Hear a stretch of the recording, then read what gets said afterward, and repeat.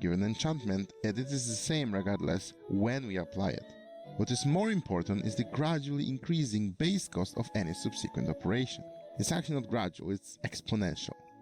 For that, I have prepared a number of dummy enchantments that you could apply to all the items, since the game is limited with its enchantment selection for any particular item, but this would serve as a very good benchmark to show how many different enchantments we could in theory apply in survival. All of these have only one level to them, and they are common in nature and have no effect, but let's assume for a moment that they actually do something and we want as many of them as possible. The first application will cost only 1. The second, 2. The third, 4. And then 8. 16. And 32. And at this point the item is already too expensive to modify. But in 1.14 you can technically apply up to 11 enchantments to boots or helmets. So how to do it? You would have to group the enchantments together in the form of a large sort of enchanting tree, where every time we merge two items together, they should have the same number of modifications or enchantments that we have applied with an anvil to them. So let's try to do it. First, you can apply one dummy enchantment to this pickaxe, as both of them hasn't been used on an anvil yet. At this point, you can count this pickaxe as our item level 2, because it has itself an item counts as a fake 0 enchantments. You can think about it this way, and one extra enchantment, so we cannot combine it with the next book because this one had only one enchantment to it. But we can combine that book with the third book, and now we have two items that both have one anvil operations to them. And now we just need to repeat the process until we run out of enchantments. We just need to make sure that we are not enchanting two items with different number of enchantments on them.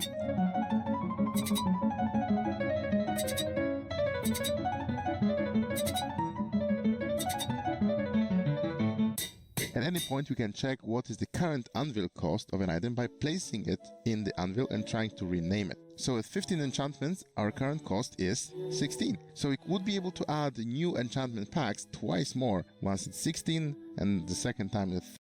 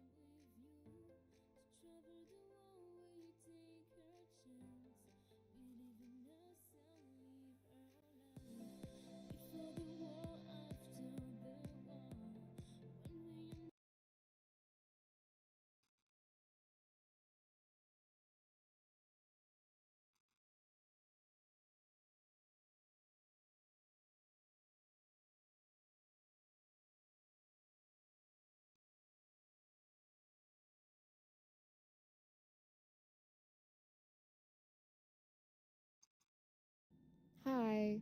Sorry. Would it be okay if we switch seats so I could sit with my family? Oh, yeah, sure.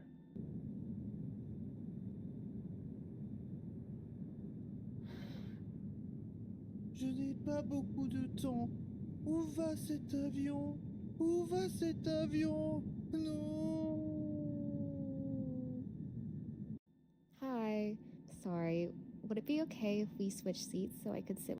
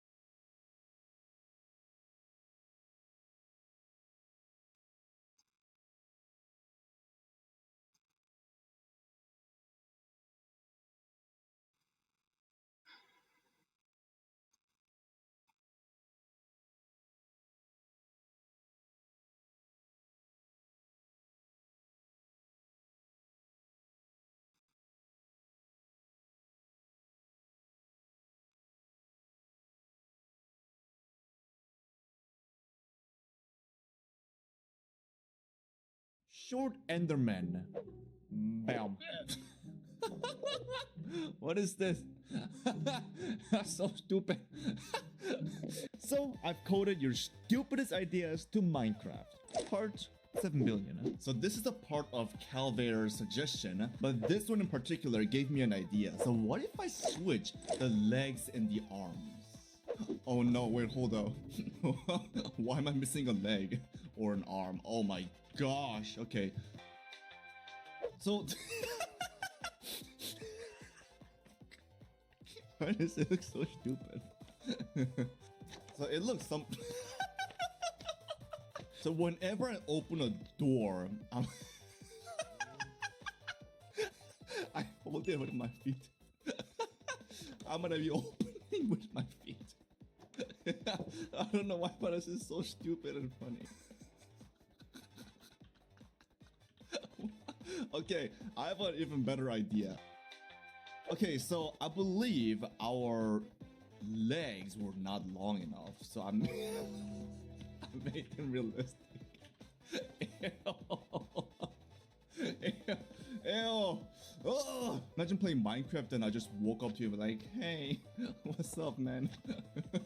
Oh gosh, what am I, an iron golem? The whole world has your head as a texture. Oh my goodness, there's no freaking way. Oh, okay. So it sort of kind of worked. That's my world icon, by the way. That's really amazing. I can't even see a text. They're like covered by my hair. Oh my gosh, the fucking loading screen. That's a sun, but why am I upside down? What? Okay, is that the water? Ew, particles. So that's my shadow. That's an entity shadow. Skeletons shoot out another skeleton instead of an arrow. Holy crap. Oh, okay, so they're not holding any bows. Okay, so I've made them spawn skeletons with bows, and hopefully this works. Oh my gosh. Oh no. Why is it shooting up though? That's so cursed. This is so stupid. So they do die, but not as fast as it should be. Oh gosh. Oh, this is really bad.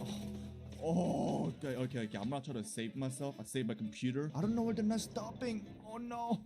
Oh. You can pick up a sheep and use it as a bed. So I'm not sure I'm supposed to pick up a sheep and use it as a bed, but I've made I need to find a sheep first. Yeah. Oh. Okay, sheep. Lay down.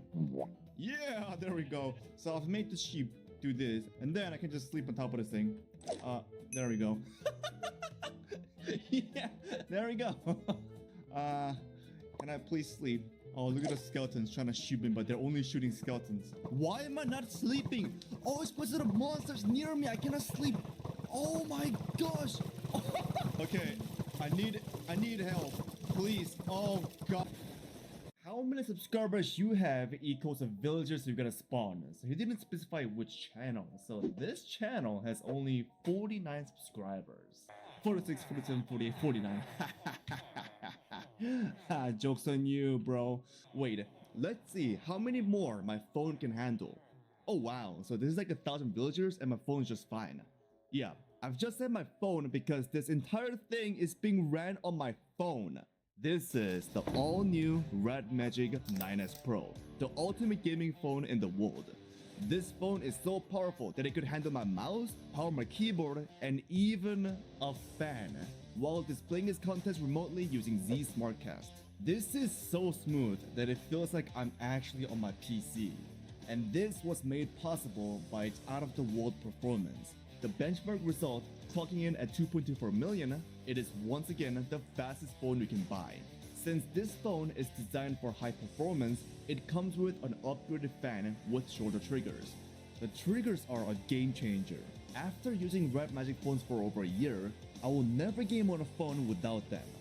To support all of these features, the phone comes with a battery capacity larger than my laptops, which could also be charged in minutes with a super fast charger. And with all these features, it is still cheaper than the cheapest iPhone 15 or S24 model. And yeah, it's like half the price. Like, come on, how is this even legal? So if you want to carry a gaming laptop inside of your pocket, this phone is just for you. Or at least worth to consider for your next phone's purchase. Thank you Red Magic for sponsoring this video, and now, next freaking suggestion. Make mobs evaporate when you get too close. Alright, check this out. Bam. Okay, so I'm gonna be going close to this pig, and as you see, if I get too close, it's gonna evaporate. Come on. Oh. Oh. There we go. The pig has evaporated and now it's gone. So if I'm fighting a warden, this should be like a really nice feature to have. Like, look, this is so easy. Just evaporates like that. It's so easy. I love this thing. Will this work with creepers? Okay, here we go. Oh, it's evaporating in the house. Oh my gosh. Your videos are always so good. Keep it up. Alright, so this is my previous stupid idea video, and he told me to keep it up. So I'm gonna do just that. Alright, now the video is up in the air because I kept it up. Get it, bro? I'm so funny. Minecraft, except you randomly get an injury or sickness. For example, if you're walking, you randomly break your leg and you cannot walk anymore.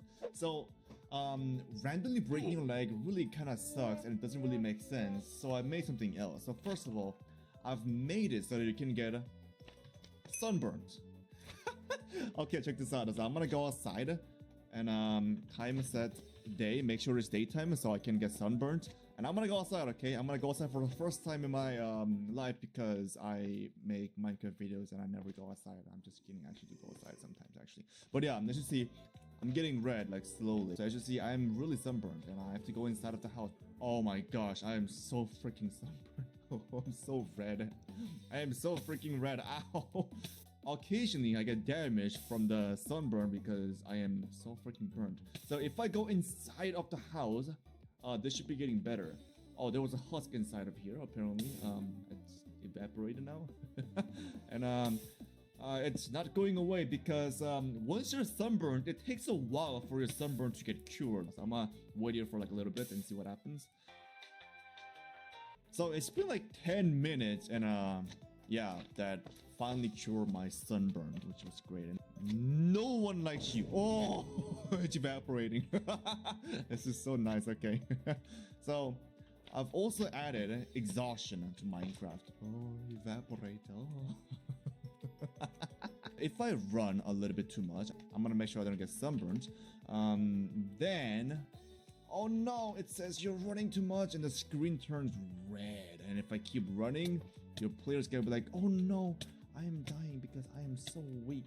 I cannot run anymore. Oh no. And I have to rest like this. I'm so out of breath. I'm like dying right now slowly. Let me breathe. Breathe. So I'm not trying to go from here to over there. Go, go, go, go, go, go. Oh no, oh no, oh no, I'm weak. Oh, there we go. I'm now resting. Yeah, so I cannot even run that much. And just like this man has asked, I've also sunburned. Ew, okay. I've also added the bone breaking feature. So I've made it so that when I fall from a high place, I get my bones broken. I'm so sunburned. Okay. Oh, so that didn't break my bone. Bam, bam, bam, bam, bam, bam, bam, bam. I'm gonna eat this first. I'm so sunburned. Oh, there it is. Okay, so the only way I can move now is by jumping. I cannot move without jumping because I'm only using one leg and my right leg is broken. Dude, I am so messed up. I am sunburnt. I also have a broken leg. It feels like I'm just leaning on the chair like, hey, what's up, man? Yeah, this is so perfect. Look at me. A sunburnt Element X just leaning against the Skull Shrieker. I'm sunburnt and I'm exhausted. I'm also a broken leg. The sky turns to a random color whenever you get hurt. Oh, I'm running too much. Okay, I watch this. Oh, oh gosh, this is so. Oh, it's yellow now. Ew, it's a piss. It's piss sky. Oh, what was that? Why is it flickering? That was so cursed. Golden apple, eat. I'm running too much. Oh, ew, color. Make a villager moan when you hit them. I don't know what's wrong with you. Someone, villager? Yeah.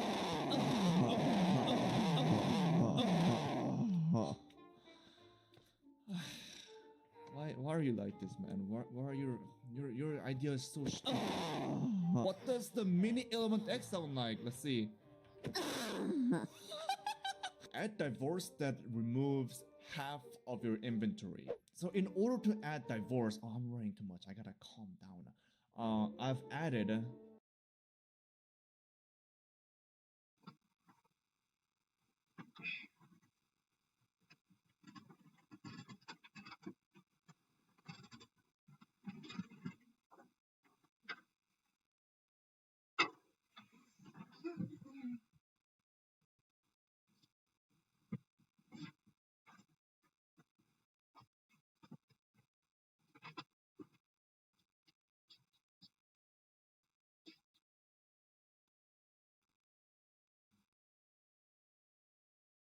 Sebastian? Sebastian? Where are you, babe? Oh, there you are, old man.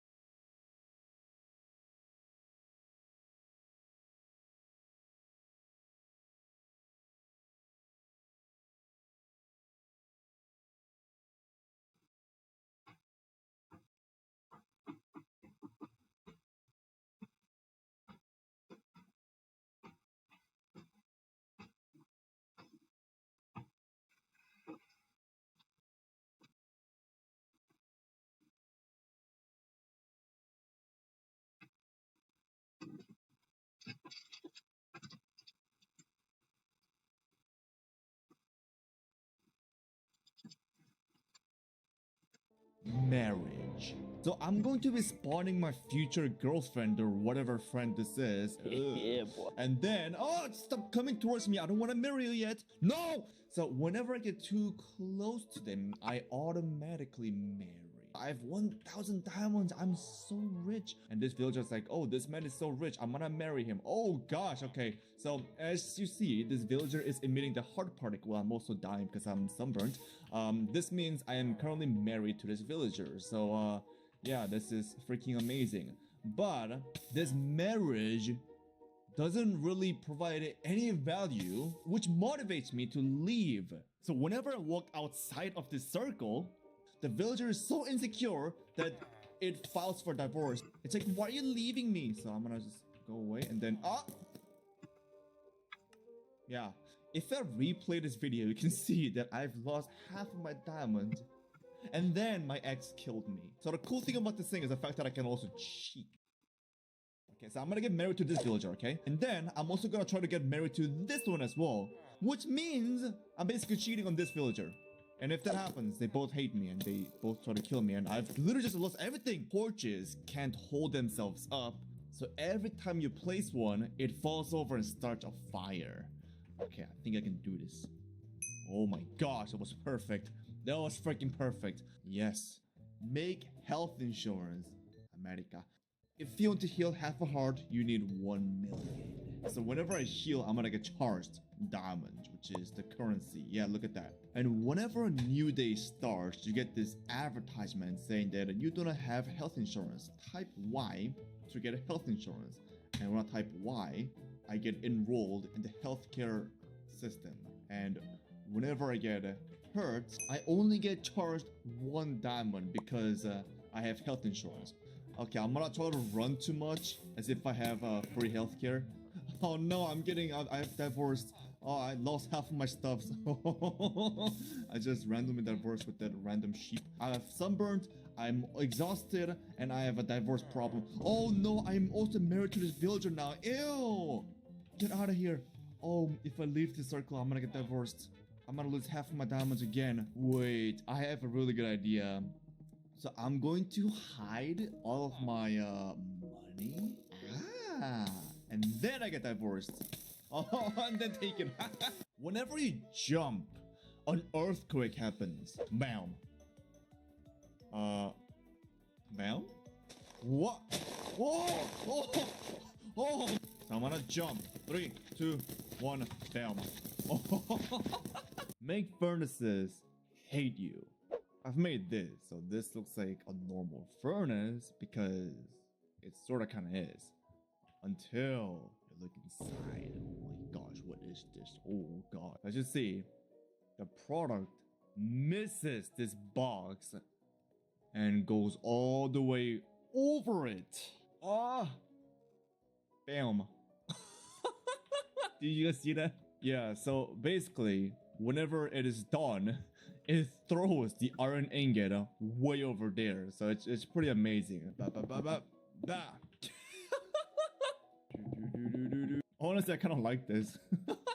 So I've made a mistake because I like this. I like this feature. And I'm supposed to code stupid ideas. So I've made it actually stupid. Bam.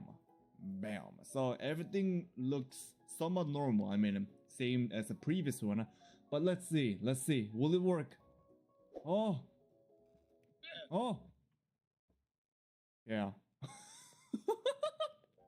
So as you see, it just stops here. Like it just absorbs the item and never gives it back to you. So lastly, this is a video of me making Minecraft stupid satisfying. So go ahead and click this video out if you're interested. Or if you want a gaming laptop that is the size of a phone, go ahead and check out a Red Magic 9S Pro right here. Thanks for watching.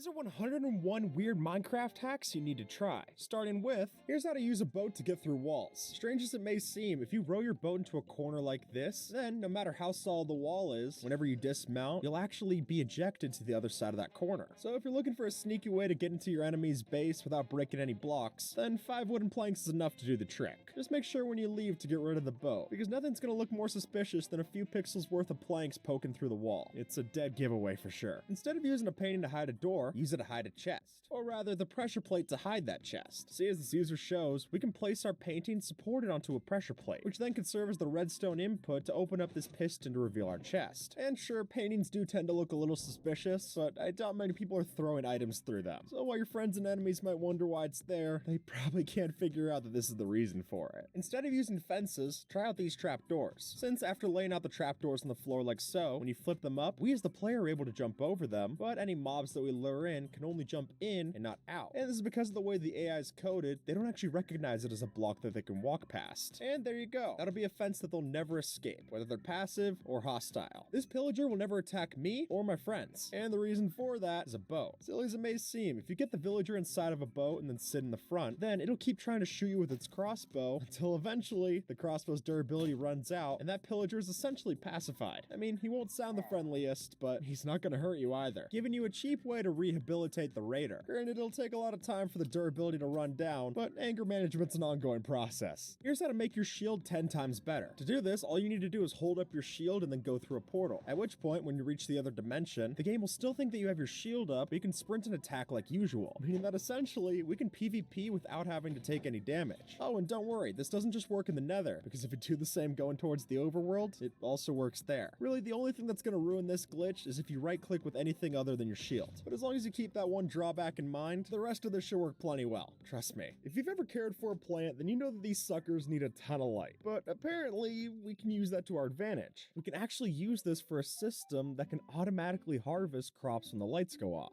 You see, the way that this works is that the game requires a certain amount of light level for the crops to be planted. So if we just switch off the redstone lamp, bam, everything is harvested in an instant. And then, since farmland isn't a full block, we can just have a set of hoppers underneath and collect the stuff just like that. Sure, this does share a lot of similarities to water-based systems, and while it might not be a full replacement, you have to admit, it looks pretty cool in action. It might not look it, but this is one of the fastest ladders in Minecraft. Thanks to the unique hitbox of the dripstone spike and the different stages of cake, you can travel up to 9 blocks vertically and 1 block of width. Pair this with a horse's ability to automatically breeze over a single block, and you can find yourself traveling up to 9 blocks in under a second. And if you're dedicated enough and you build one of these from bedrock to build limit, that would only be about 40 blocks wide, which makes these horses seem a lot more worthwhile, even if you do have to use some weird blocks to do it. At some point, I think we've all wanted to be an astronaut, but without $1 billion in the bank, that's a pipe dream for most of us. So that leaves us 2 options. We can either sit around and mope, or start to work in Minecraft science. As it is, we don't have much in the way of rocket fuel, but what we do have is TNT, and a lot of it, which means if we grab a whole bunch of TNT minecarts, we can pack enough of these suckers into a small space to launch us right towards the moon. Though maybe pack some blast protection and totems on dying to do this. Otherwise, both of you and your dreams would go up in smoke. For any fans of The Shining, I'm sure you're well aware of the Here's Johnny Easter egg in Minecraft. That is, if you name a Vindicator Johnny, then it's going to go absolutely insane against all the other mobs around it. And while this is a fun little reference, we can actually use it for way more than that. You see, by putting this Vindicator's aggression into a mob farm, we can actually have it auto-kill the different mobs that we breed. This does make for a pretty brutal system, but the results are hard to argue with. And as long as you yourself manage to keep a respectable distance between Johnny, he's gonna go right to his work and leave you be. In Minecraft, it's often easy to accumulate your fair share of junk. And while throwing that stuff into a fire is a fun pastime, what if you really want to get rid of something? Like, say through some chance you came across a particularly cheaty piece of netherite. Well, if you don't have a cactus on hand, then there is one option that we tend to neglect. Items are entities, just like you and me. And that means that these things have a kill switch. So if you take an anvil sky high and drop it on a thing of items, it'll delete the stuff from existence. It's almost like we're creating our own kind of item execution system. But if you really want to get rid of your friend's diamonds, then this will do the trick and then some. Using waterlogged leaves, we can see through walls. And here's how. If you're on bedrock, first dig a canal of water, fill it up with leaves, and then go beside them and till the soil with a hoe. And by doing this, we get exactly 1 pixel of window to see through the world. And it would seem that the reason this works is because the game doesn't render blocks that the player can't see. And since the water inside is supposed to be invisible from all sides, it's not actually rendered. Though it doesn't recognize that we tilled the soil next to it, so we do get a sneak peek through the glitch like so. I think every kid's wanted to be a spy at some point. I mean, why else would there be so many different spy items available at book fairs? It's supply and demand, folks. So while I'm not saying you'll become a full James Bond in Minecraft, this might at least put you one step closer. Secret messages are a classic bit of spy technology, but even when you use the message command, that isn't always secure. So if that's the case, let's turn to invisible ink, otherwise known as nether hyphae. Now, laid out on the ground, these don't look like much, but give your friend a map, and now it's a hidden message. No matter where you go in the world, you've got yourself a private messaging app, and better yet, the server mods will be none the wiser. Sometimes in Minecraft, it can be easy to forget that your actions have consequences. So to give your friend a quick refresher course, then how about we design a trap with that karma in mind? Now, I don't know about you, but on my world, exposed target blocks are a rare sight, meaning that as soon as someone sees one, you can guarantee that an arrow is going straight for the center. But this time, instead of a bullseye, they'll be treated in Newton's third law of motion. For every action, there's an equal and opposite reaction. And in this case, that reaction is a poison arrow headed straight for their torso. Is it cruel? Well, it's hard to say they didn't ask for it. And maybe now they'll think twice before they act. Powered rails are a lot of fun to ride around in Minecraft.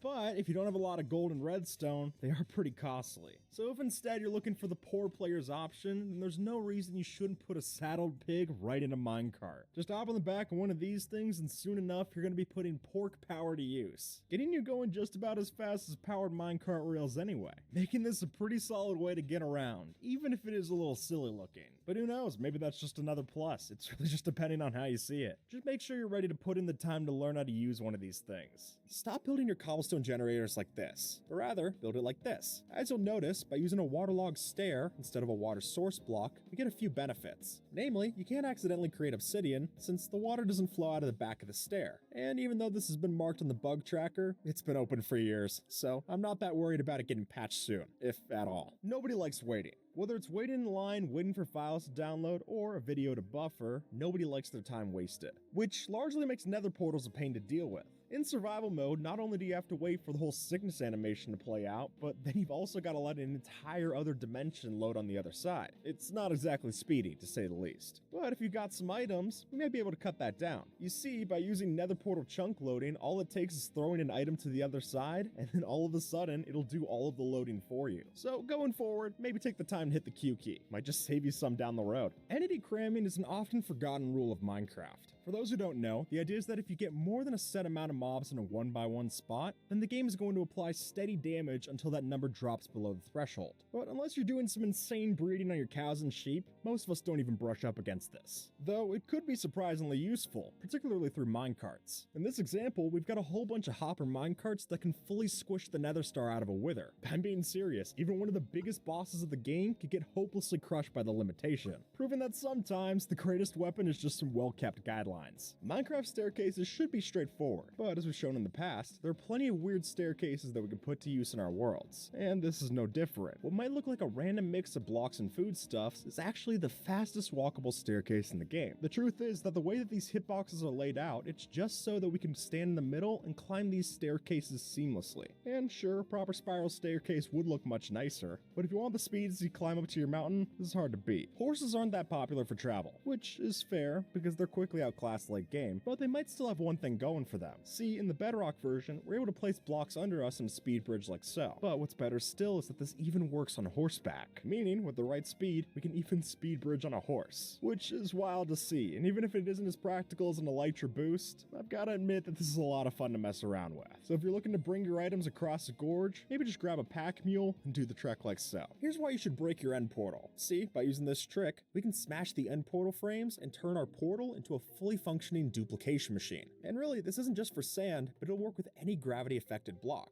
So if you need a bunch of concrete powder, gravel, or whatever, this works quite well. Just make sure you have a collection system on the other end. Otherwise, it'll be a mess when you go through. TNT duplication machines are a great thing, but they are a glitch, meaning that eventually Mojang plans to remove them. And when that happens, it's going to be a lot harder to explode things in the overworld. but there might just be a new avenue to future-proof our big banging bombs. While a lack of legitimate sand farms makes it tough to get renewable TNT, respawn anchors are a different story. Yeah, thanks to piglin bartering and witch farms, they're farmable, albeit a little complicated. But the trade-off for that hard work is a much larger explosion. So whether you're trying to excavate a mountain or take care of one of your enemies on the server, these might just be your next demolition dream. Here's how to wall jump in vanilla Minecraft. See, with a little bit of skill and good timing, you can jump and place powdered snow underneath you and use that to climb up a wall. It does take a bit to learn, but once you got that down, you'll be scaling walls left, right, and center, all without leaving any evidence behind. Instead of using full glass blocks to change the color of your beacons, try using a glass pane instead. The way that it is, a glass pane fits exactly inside the beam of the beacon, leaving you with a seamless color change. And what's more, the color changing in the Java edition is additive, so you can keep adding on those different color panes and make colors that aren't even a part of the original 16 that were given, which will allow you to create some of the crazy color palettes that you see on Reddit. And you could do it all for cheaper than you would with a full block of glass. Anyone who's ever messed around with a mob farm knows this problem, because after all, even though it is great to have the mobs up on the spawning platform, we do eventually want to get them down to, well, their inevitable demise. And in a lot of cases, water buckets work great for that, except if you're in the nether. You see, in that dimension, we got to get a bit more creative,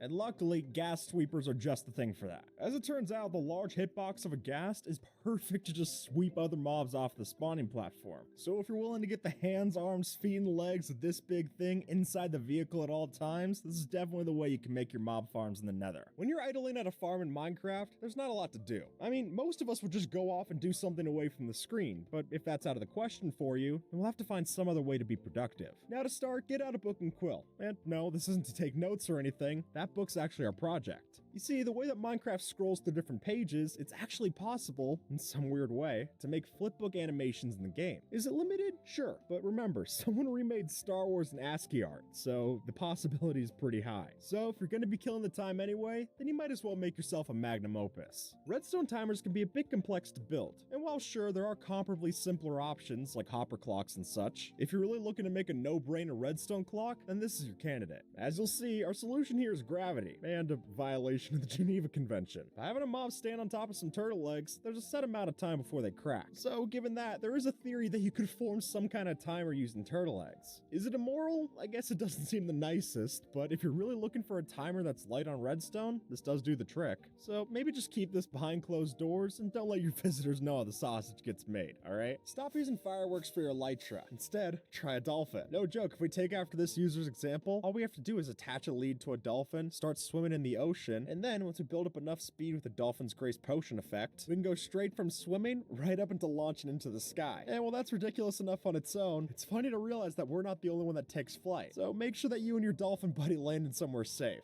Shields are a very useful tool, but once you're holding one of these, speed is the last thing on your mind. Though, the Bedrock edition might have an interesting solution for that. Here, when your friend holds a shield, we can punch them multiple times and still get the knockback, which has led some in the community to discover a technique like this. Here, we can alternate shield usage between the two players and essentially create a ladder of sorts. No joke, you could even use this to jump 6 blocks high in some cases. And not to mention that using this properly could also help you to clear horizontal distances as well, making these shields a lot better for traversal than any of us thought. This composter doesn't look like much, but it's actually my base. Don't believe me? Here, I'll show you. If we just step inside and throw an item right into place, a hidden hopper minecart will trigger and cause this redstone machine to push us right into place. And bam, hidden entrance. And while it's hard to notice what's happening from above, this Reddit user's post makes the mechanics a lot more obvious. Just make sure you place this in a village where it makes sense for there to be a composter. Otherwise, this hidden base could just stick out like a sore thumb. Anyone who's ever put together a sweet berry bush farm knows that you gotta keep the foxes away from it. But if we put it in a system like this, we can actually use that mechanic to our benefit. Wouldn't you know that as soon as that sweet berry bush is ready to harvest, that hungry fox will scout it out and get it ready back down into your hopper minecart. Which is great and all, but it just makes me wish that sweet berries were an actual better food source. Because when they're just this easy to put together, there's no reason I wouldn't want to put one of these in my world if it was practical. But in the meantime, unless sweet berries get a boost, I think it's gonna be the foxes enjoying this more than us. I use a ladder when you could use a door. Odd as it may seem, all it takes is placing a door in a 2-block hole like so, and we can flip it back and forth to climb ourselves out of a hole. Though why you'd be carrying a door instead of blocks seems unlikely. But this might still be a perfect setup for any kind of escape room concept in the future. I think we've all known that one person who learns how to MLG water bucket and then uses it non-stop. Like, I get it, it's a practical skill, but I don't understand using it to get down from a 4-block drop. So alright, if we're both fed up with it, then why don't we teach them a little lesson? But the question we'll have to solve is, how do you stop water? Because really, unless you're in the Nether, there are not many ways to stop a water bucket. Unless we take it up a step, by using this upside down step. Since half slabs can be waterlogged, when they try and land, they'll be greeted to their bucket emptying and no prayer of a clutch save,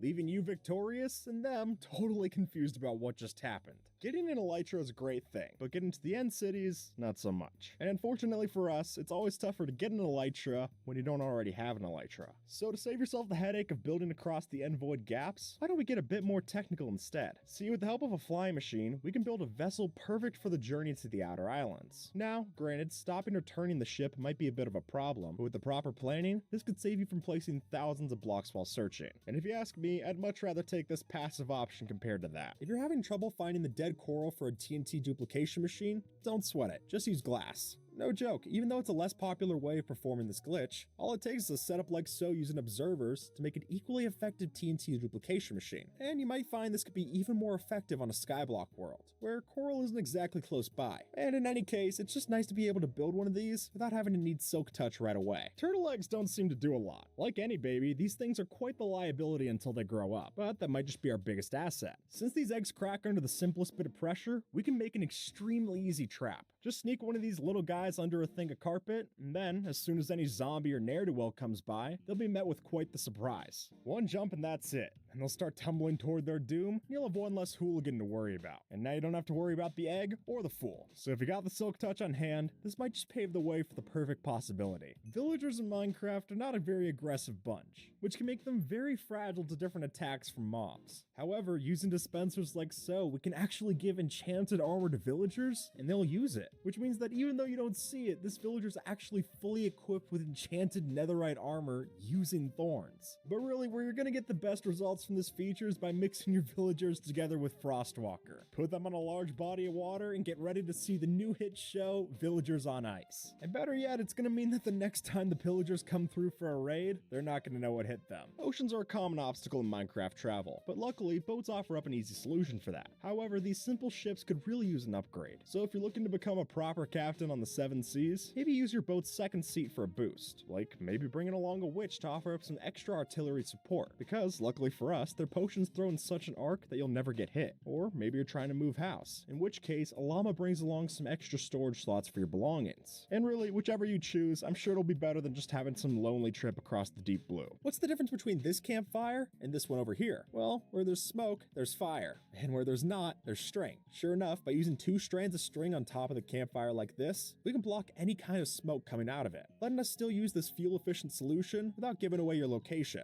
Think of it as the inverse of the hay bale, turning your smokestack into a smoke lack. Look, at least the trick's better than that pun. When you're heading away for a long trip in the Nether, it's always a good idea to pack yourself a snack. This time, I'm actually asking you to go vegetarian, or dandelions to be more specific. You gotta eat a flower. Now look, I get that these don't seem the most appetizing out the gate, but they'll actually make a surprisingly handy ingredient, because while you've been going around making different mushroom stews to fill up in the Nether, you could have just added this ingredient and way buffed up the beverage. Since flower type can determine the effect of suspicious stew, using dandelions actually gives you some pretty solid saturation. So if you're gonna make the bowls anyway, then why not just bring along the special spice and make all of it worth it? If you want to be a pro at Minecraft, then you gotta be able to MLG clutch. But if your reaction time's like mine, then that's disconcerting. It's just not gonna happen. So a simpler option for us slowpokes is to use chorus fruit instead. Strangely enough, the random teleport feature is actually predictable, or at least predictable enough for us to use. The way it works, it will always teleport you to solid ground. So if you're in midair off of Shulker's levitation effect, then you can just chomp on one of these and be teleported right back to safety. And look, I'm not gonna lie, it maybe doesn't look as cool as a water bucket save, but being able to survive a deadly fall, I think that's good enough for me. If you're not prepared, the Wither can be a tough opponent, especially on harder difficulties. I mean, at the very least, with 300 HP to its name, taking one down isn't usually a speedy experience. Or so you thought. As it turns out, while we've been wasting our time using swords, tridents, and axes to slay the boss, there's actually a much stranger option for victory. By crafting yourself a chunk of these fully powered firework rockets, then that's all that you need to beat the beast in roughly 10 seconds. Though I should note that for safety, it's probably best to spawn it under a bedrock fountain like such, but after you do that, then you can just simply hold down the right-click button and get ready for the hard-earned nether star. If I wanted to fill up this hole with water, it would take hours of my time, or instead, I could just use columns of ice blocks like so and do it in a few minutes. Sure enough, with the way that the game fills up water, if you build up your ice pillars in a setup like this, and then break them all with a high-efficiency pickaxe, it'll flood this hole in a matter of seconds, which is so much better than having to wait around in a pool and do this all by hand. That much is obvious. Iceboat highways are a popular form of travel, especially when paired with a nether hub of sorts. But while these do make for great speed, they're not always a joy to build. So if you and your friends are tired of riding an unfinished highway, you can always try this. With the right amount of slime blocks and basalt, we can make a fully functional ice tunnel building machine. Now, obviously, the redstone trickery on display here is enough to make your head spin. And frankly, I wouldn't even know to start building one of these. But playing in a proof of concept world like this can definitely show off how cool the dream could be. And I think that's worth experiencing. Nether portals are a dream for travel. Surely, being able to teleport anywhere in the world makes transportation a breeze. But going into the nether isn't always a fun trip. So what if we can make portals strictly in the overworld? Well, thanks to ender pearl stasis systems, that is, in some way, possible. After throwing an ender pearl into place at the different locations, all we need is chunk loaders and redstone to connect your overworld portal network. Really, if you've got the time to lay out the redstone, the possibilities with this can be pretty impressive. And once that's figured out, it definitely makes for a snazzy way to get around your base. Now, let me set up the problem for you. You've got a farm where you gotta push mobs into the nether portal. However, as soon as they're there, you can't use something like water to actually get them out of the way, so you're kinda stuck. That is, unless you put any mob inside of a boat in that nether portal. You see, this system utilizes the different boat and mob collisions to do so, and it'll actually push them when you come through the portal, making this a pretty useful thing for when you're trying to move mobs around or using it as a part of your farms. Using this design, it's simple, it's automatic, and most importantly, it's weird, which honestly, I'm fine with all three of those. While Bedrock Edition lets us tie a rope between two fences, Java Edition isn't as nice, which means that in a lot of cases, we don't get to use these ropes as really cool decoration.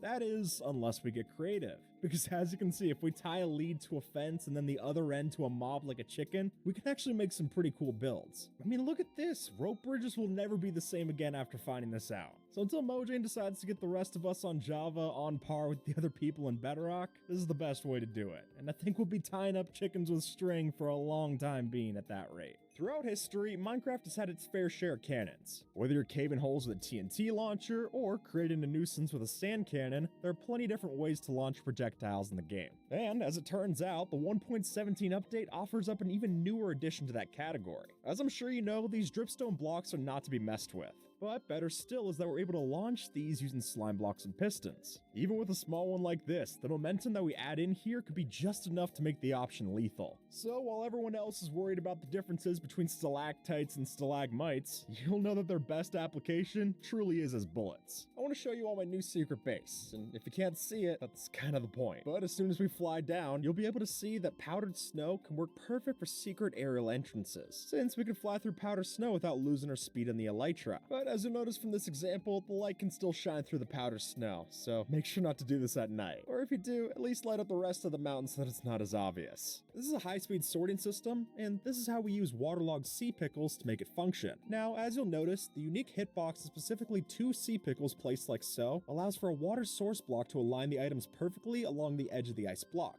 meaning that we can still use the ice and water streams for a high-efficiency system without worrying about any kind of item traffic jam. And you can see from this comparison, this system would not work without these 2 sea pickles, which seems a lot more useful than just smelting them into some lime dye. Minecarts are a quintessential bit of Minecraft transportation, but while we've all tried to build a roller coaster in the past, I doubt they've looked anything like this, though that might have been our mistake, since as you can see, these new methods can get some crazy speed. For some reason, a curved track like so allows the cart to rocket along the path, and while the non-powered version trails off at a certain point, this Goldilocks option offers both speed and longevity. So if you're trying to build the next travel system for your underground subway, maybe give this thing a go going forward. One of the key parts of speedrunning is a quick Ender Dragon fight. I mean, how are you going to reach the top of the leaderboard if you can't one-cycle this foe? But while most of us think that beds are the fastest way to beat the baddie, there's actually a much stranger option. Leave it to the crazy minds of the Minecraft technical community to make up this monstrosity, the TNT arrow launcher, more affectionately referred to as the rail cannon. Being able to deal roughly 1200 points of damage in a single blow, this machine can one-hit the Ender Dragon. And in fact, the only hope that anyone has of surviving this thing is a totem of undying. But if you can't cheat death, then this will take you to a swift one. Why do we have so many cauldrons? Well, in Bedrock, these are actually incredibly useful for pixel art. No joke, by placing a bunch of cauldrons next to one another and then dyeing the water inside, it gives you full control over the color palette. And honestly, I think the dark outlines of each cauldron adds to that 8-bit aesthetic. But this is definitely expensive to do, so you might only want to try this in creative. Unless you've got yourself an iron farm that works as well as this one. And folks, the secret here is all thanks to the unlikely block, the campfire. Now, the way that this works is that we have an iron golem killing mechanism that uses a small spawning platform and a campfire so that the golem can't move away from the campfire and it'll constantly get hit. And thanks to its small size and low cost, it could be made really early into your world. So while it's not as efficient as something like this designed by Tango Tech, much like using a campfire versus a blast furnace, it is a great thing to have when you're starting out. Killing a bunch of chicken with an enchanted diamond sword is a lot of fun. But if you're a busy person, you don't have a lot of time in your hands to do that. So luckily for you, you're actually able to hire a bit of help and pass off that job to a fox.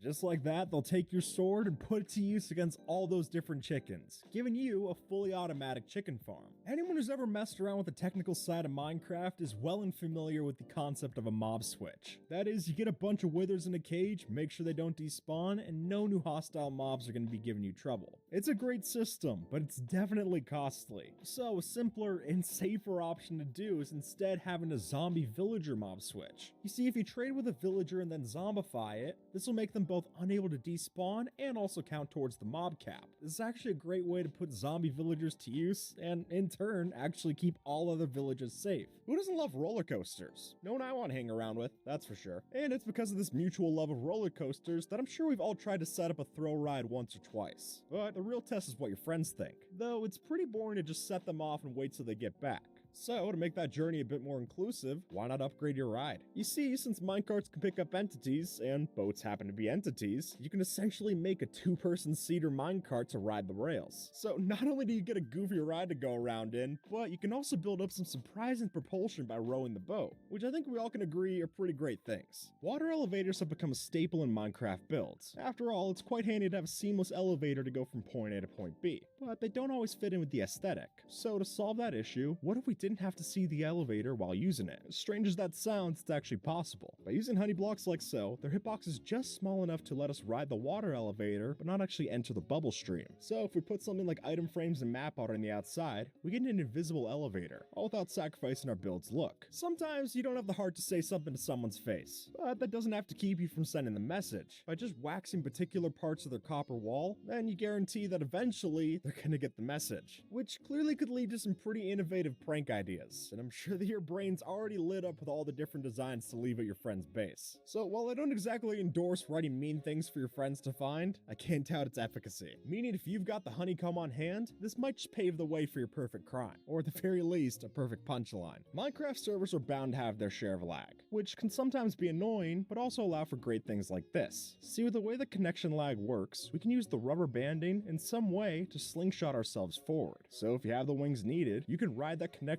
current to get some impressive momentum. All that needs to happen is that we hit the ground, double tap space, and then keep a sine wave motion of sorts to keep going. And like that, we have the capabilities to bounce across the Minecraft scenery. So if you played enough Super Mario World, that cape feather practice is finally gonna pay off. Here's how to easily explore the ocean. Since while it's tough to see what's underwater from above, if you're sitting in a boat and then move your camera angle slightly down so that it clips into the water, there's a perfect angle where the game doesn't darken what you see below. And there you go, you'll be able to easily see all the blocks illuminated beneath you, giving you a quick way to find any kind of shipwrecks that lie below. And that could be helpful for a speedrun or for the next time that you're trying to find a heart of the sea. Horses are a lot of fun to ride around, but as soon as you take one to a body of water, you know you're out of luck. I mean, if you're ankle deep, you're fine, but that's the most you're gonna get. Unless, of course, you manage to luck out during a thunderstorm, because then you can get a skeleton horse. And folks, with one of these skeletal steeds and the right amount of potions, you can actually travel underwater riding a skeleton horse. It's a weird form of travel, and I definitely don't see it happening much, but really, how cool does it look to just go down in the depths of one of these things? If nothing else, just take a screenshot of yourself and put it on a metal album. If you've only got yourself one bucket of water, but you still need an infinite infinite water source? Just wait for nighttime, since if you kill a skeleton and get some bone meal, then you can use that to create seagrass, which if you grow seagrass inside of flowing water, it'll turn that into a full water source block. So whether you're playing in a desert on a skyblock island, or you just don't want to craft another bucket, a bit of bone meal will solve your problem just the same. Instead of growing your sugarcane on dirt or sand, here's why you should use mud instead. See, mud isn't a full block in size, meaning that items can pass through it like soul sand, but we can also grow our sugarcane on top like normal, and that allows us to make this really simple design for a sugarcane farm that's completely lossless, which means we won't lose any of our sugarcane gains this way. Every crop broken is one that we profit off of, and that lets us create an easy design that can stack in all 3 dimensions. Simple as that. The Frostwalker enchantment is a hard one to justify. After all, adding this to your boots means you're locking yourself out of some more valuable choices like Depth Strider. But say you've already got a pair of shoes with the enchantment, then why don't we make the most of it? Now, the 2 key ingredients that we need to add here are Riptide Trident and a rainstorm overhead. Then, once we've got those, we've got the right conditions to slip and slide our way across the ocean. Simply spam the Riptide Trident and we'll launch ourselves right across the ice highways. And hey, this might even allow your friend to follow behind in a boat, meaning that both parties can enjoy the ride. I think we all can agree the channeling enchantment's pretty great. For one, not only is it fun to summon lightning like your last name is Odinson, but that very lightning allows you to change and manipulate different mobs. So when you're fed up of typical mushrooms and you're looking for a change, well, bam. It's great, but obviously all that lightning can get pretty dangerous. So if you're trying to do your magic without all the pain of electrocution, maybe try this. You see, by placing down an item frame, all you have to do is zap that and the job gets done the same way. Except this time, no one's getting hurt in the process.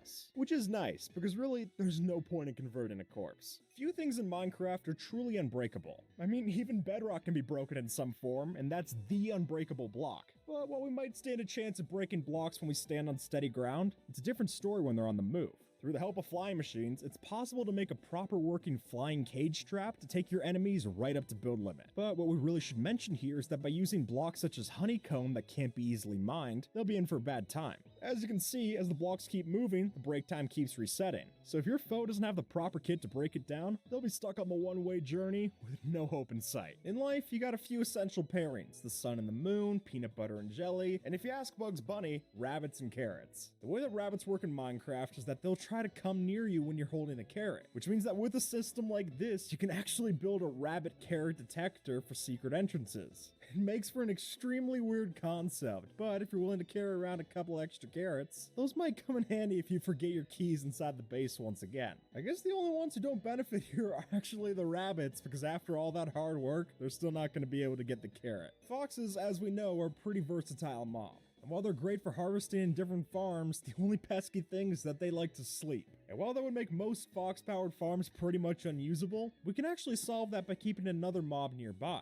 You see, if we have something like a chicken, for example, next to this fox, then it'll just keep doing whatever we want to and never sleep as long as it's near. But if after all the work is done and you finally want to let your hard worker get some rest, just kill the chicken up top and it'll go immediately to sleep. And you know what? For the kind of graveyard shifts it's been putting in lately, I think that's completely well deserved. Plants can really liven up a Minecraft build, which is why you'll see plenty of different pro builders using this in their base. But while the shrubs and stuff definitely add to the aesthetic, they're not exactly cooperative. And trust me, it's going to be quite the pain just having to plant and replant this one thing just to get it to the right height. So if you're tired of your crops getting a bit too big for their britches, then don't sweat it. There's actually a way to tie this together. By placing string along the top of certain plants, then you can actually make sure that they stay at that height for the rest of history. No joke, all you need is one piece of thread and it works like an Everstone. All evolution stops dead in its tracks, and you don't have to worry about it any other way. Anyone who's ever tried to build something organic knows that it's very tough to get builds to look natural, or as natural as they could look in a game made out of blocks, I guess. But for a thought experiment, say that you want to build an island in a creative world. How do you go about it? Well, if you're like me, then you're looking for the easy way out. And in that case, I'd like to delegate this job to our good friends Grass and Mycelium. Set up both of these on a plain dirt canvas, and essentially you can watch a Splatoon turf war take place in real time. And then, after the battle is done, just replace the mycelium with water, and like that, you've got a fully formed island. Or, at the very least, a very solid foundation that you can build off of.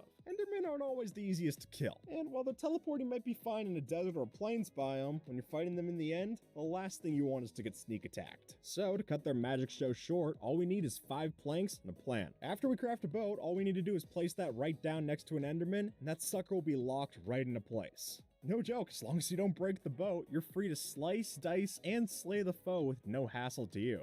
I mean, they do still have pretty massive arms, so I wouldn't recommend getting too close to the bash zone, but as long as you keep you and your axe out of harm's way, then I think you'll find this works pretty well. Don't have a compass? Well, just use a crafting table. No joke, as this user shows, if we just open up the crafting guide inside of a crafting table, we can see the compass sprite. But the thing is, this still updates real time, even if it's just in the crafting book. Meaning we can save ourselves the iron ingots and redstone, and instead just use 4 wooden planks for a cheaper compass. Instead of just heading off to bed and hoping that your villagers make it through the night, you should let your villagers know by ringing the village bell that you placed ever so conveniently next to your bed. That's right, the bell isn't just there to notify you about all future uploads, and thank you, by the way, but it can also be triggered by redstone. Meaning with a simple pressure plate setup like this, we can ring the bell once at night for the villagers to run into their homes, and then once again to make sure that they stay in their houses a little longer in the morning. That way, any zombies that are outside can burn away, and we'll all be safe indoors. Anyone who's had the misfortune of stepping a bit too close to a bed in the nether knows that these suckers can pack quite the punch. And while they can be useful to kill dragons in the end, it's not as applicable for getting rid of your friends in the overworld.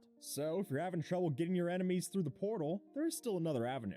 Well, yes, bed explosions are pretty deadly, they aren't unmatched. As it goes, using an end crystal or respawn anchor in the overworld gives you an equal amount of force. And on hard mode, that's going to be a lot of damage. But look, I won't lie, getting one of these set up isn't nearly as easy or cheap as a bed. But late game, it might just be your perfect crime. Elytras are a great form of Minecraft travel, but that's not news to anybody. Though without the proper fireworks, this great invention becomes a failure to launch. But it turns out that all we need is some claustrophobia, and we can shoot off right to the skies. See, Minecraft has something called entity cramming, which happens when enough mobs are packed into a single space. And while there is a limit to this, if we use just one mob less than that in a 1x1 space, we can get some serious propulsion. Apparently, all the little nudges from the various mobs adds up to be a bunch of speed for our Elytra takeoff, giving us the tight squeeze needed to reach the horizon. If you have to travel over slime blocks, don't walk, but sneak instead, since by using the Swift Sneak 3 enchantment on your leggings, we can go nearly double the speed of walking, which granted still isn't that fast, but it's a lot better than the alternative. So silly as it may seem, if you find yourself getting chased, maybe build a bridge with slime blocks instead, so you can keep some distance between you and your pursuers. Okay, hear me out. Pufferfish have a lot more going on than you think. While sure, most of us might only care about these things for the water-breathing potions we brew, that's not the whole picture. Actually, that's about the only positive they offer up, because the rest of the time, they're a tool for evil. Don't believe me? Well, let's put that small hitbox to use, and I'll show you. By tucking a bunch of these poisonous pests underneath the trapdoor, we're fully capable of making a sneaky floor weapon. So if you want to keep some of those house guests from going out of line, then just throw a couple of these into the floor plan, and the message will be clear. I don't think any of us want to get on a bee's bad side. For one, they're just so adorable that you probably don't want to hurt one anyway, but that's not to mention that they can also carry quite a stinger. So, to change their offensive capabilities to defensive, how about we make ourselves a bee army? With this swarm, all it takes is an enemy to be hit by one mistake, and the damage will be done. And folks, if you can believe it, these things can even take down the Wither. Now sure, you'll need a lot of them, and it would probably help to splash them with a Strength 2 potion, but the point still stands that this buzzing battalion can wreck through anything you throw at them.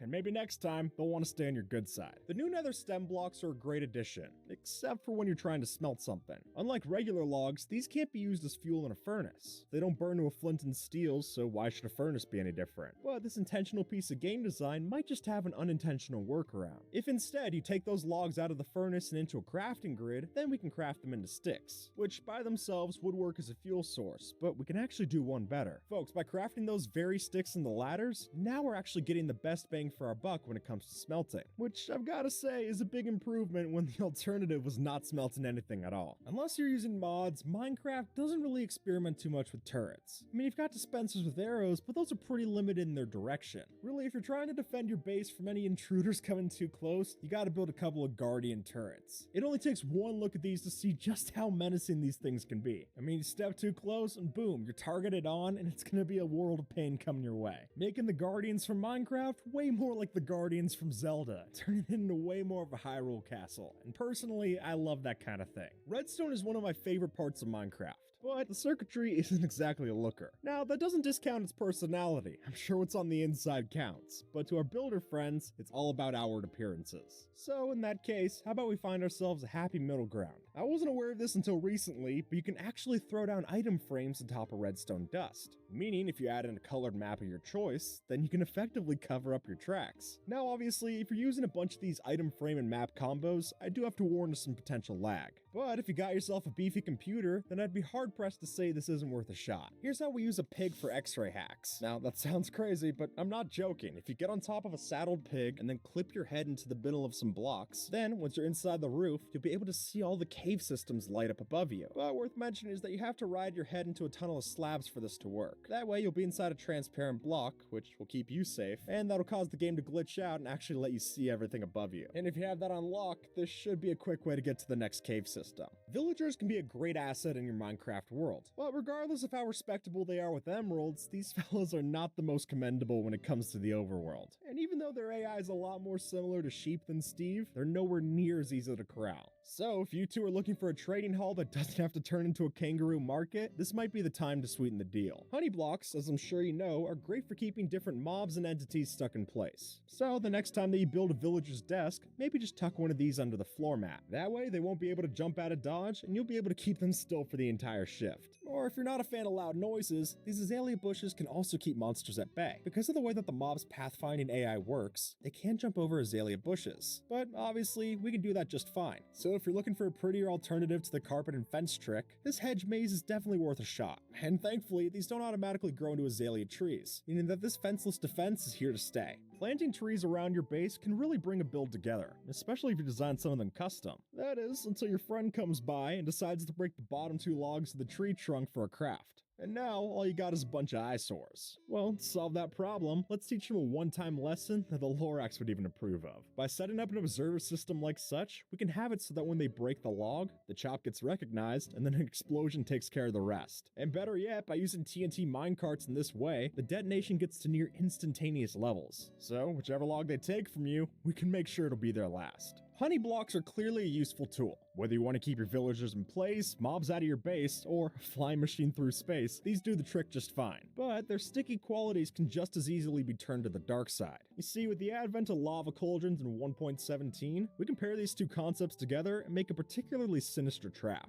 Since honey blocks make jumping so difficult, when we throw one of these under a lava cauldron, suddenly the player's no longer able to escape. And with that, this seemingly harmless block becomes one that you gotta look out for. So if you're trying to feel like a Bond villain, then this might just be your next interrogation technique. Pufferfish tend to scare really easily. One step too close to this thing and boom, poison. It's a nuisance when you're swimming around the water, but as soon as you put one of these in a pufferfish player detector, it does a lot of work. Rest assured that anyone who stands way too close to this, whether it's you, another player, even mobs and armor stands, this thing will detect them. And then from there, you can use that redstone signal for whatever your choice is, be that a secret entrance or, more likely, a secret trap. It's really startling to see how much damage you can do with one of these systems. If you're going to be settling down in Minecraft, then mob proofing is an essential part of your base. And while placing down a couple hundred torches is great for getting rid of things like skeletons, creepers, and zombies, as anyone knows, the light level does not matter when it comes to phantoms. Even getting something like a mob switch doesn't turn these off, so how do you get rid of them? Well, if you're looking to enlist a feline force, then you can actually use cats to keep away certain mobs. Just like that, any phantoms or stray creepers that try to wander near your base are going to be immediately deterred. And plus, it makes for a lot cuter of a defense than all the other options I've seen. Here's how to raid desert pyramids so much faster. Just use TNT. Since TNT has 100% collection, all we need to do is grab the TNT out of the pyramid trap and then use it to explode the chest like so. And from there, we can hide out in the hole, take barely any damage, and then grab all of the loot in a matter of seconds. And this is also great for any speedrunners that are looking to grab resources like wood or cobblestone out of a village. Just make sure that you use redstone to activate it instead of a flint and steel, since otherwise the villagers will take damage because of you, and they'll raise their prices out of anger. Pigs and saddles are somewhat of a laughing stock when it comes to transportation, but what they lack on the ground, they more than make up for in the skies. It turns out that with the right technique, we can tie a lead between an elytra and a saddled pig, and essentially create a two-person rideshare. Is it practical? I've got no clue, but clearly it's a sight to see. So if you've got both the leads and pigs to spare, it's well worth your time to try this out on the server. And if you start from the right height, you might just clear some serious distance with your friend in tow, which I think is just fantastic. Any Minecraft veterans will know that in PvP, the retreat can be just as important as the attack.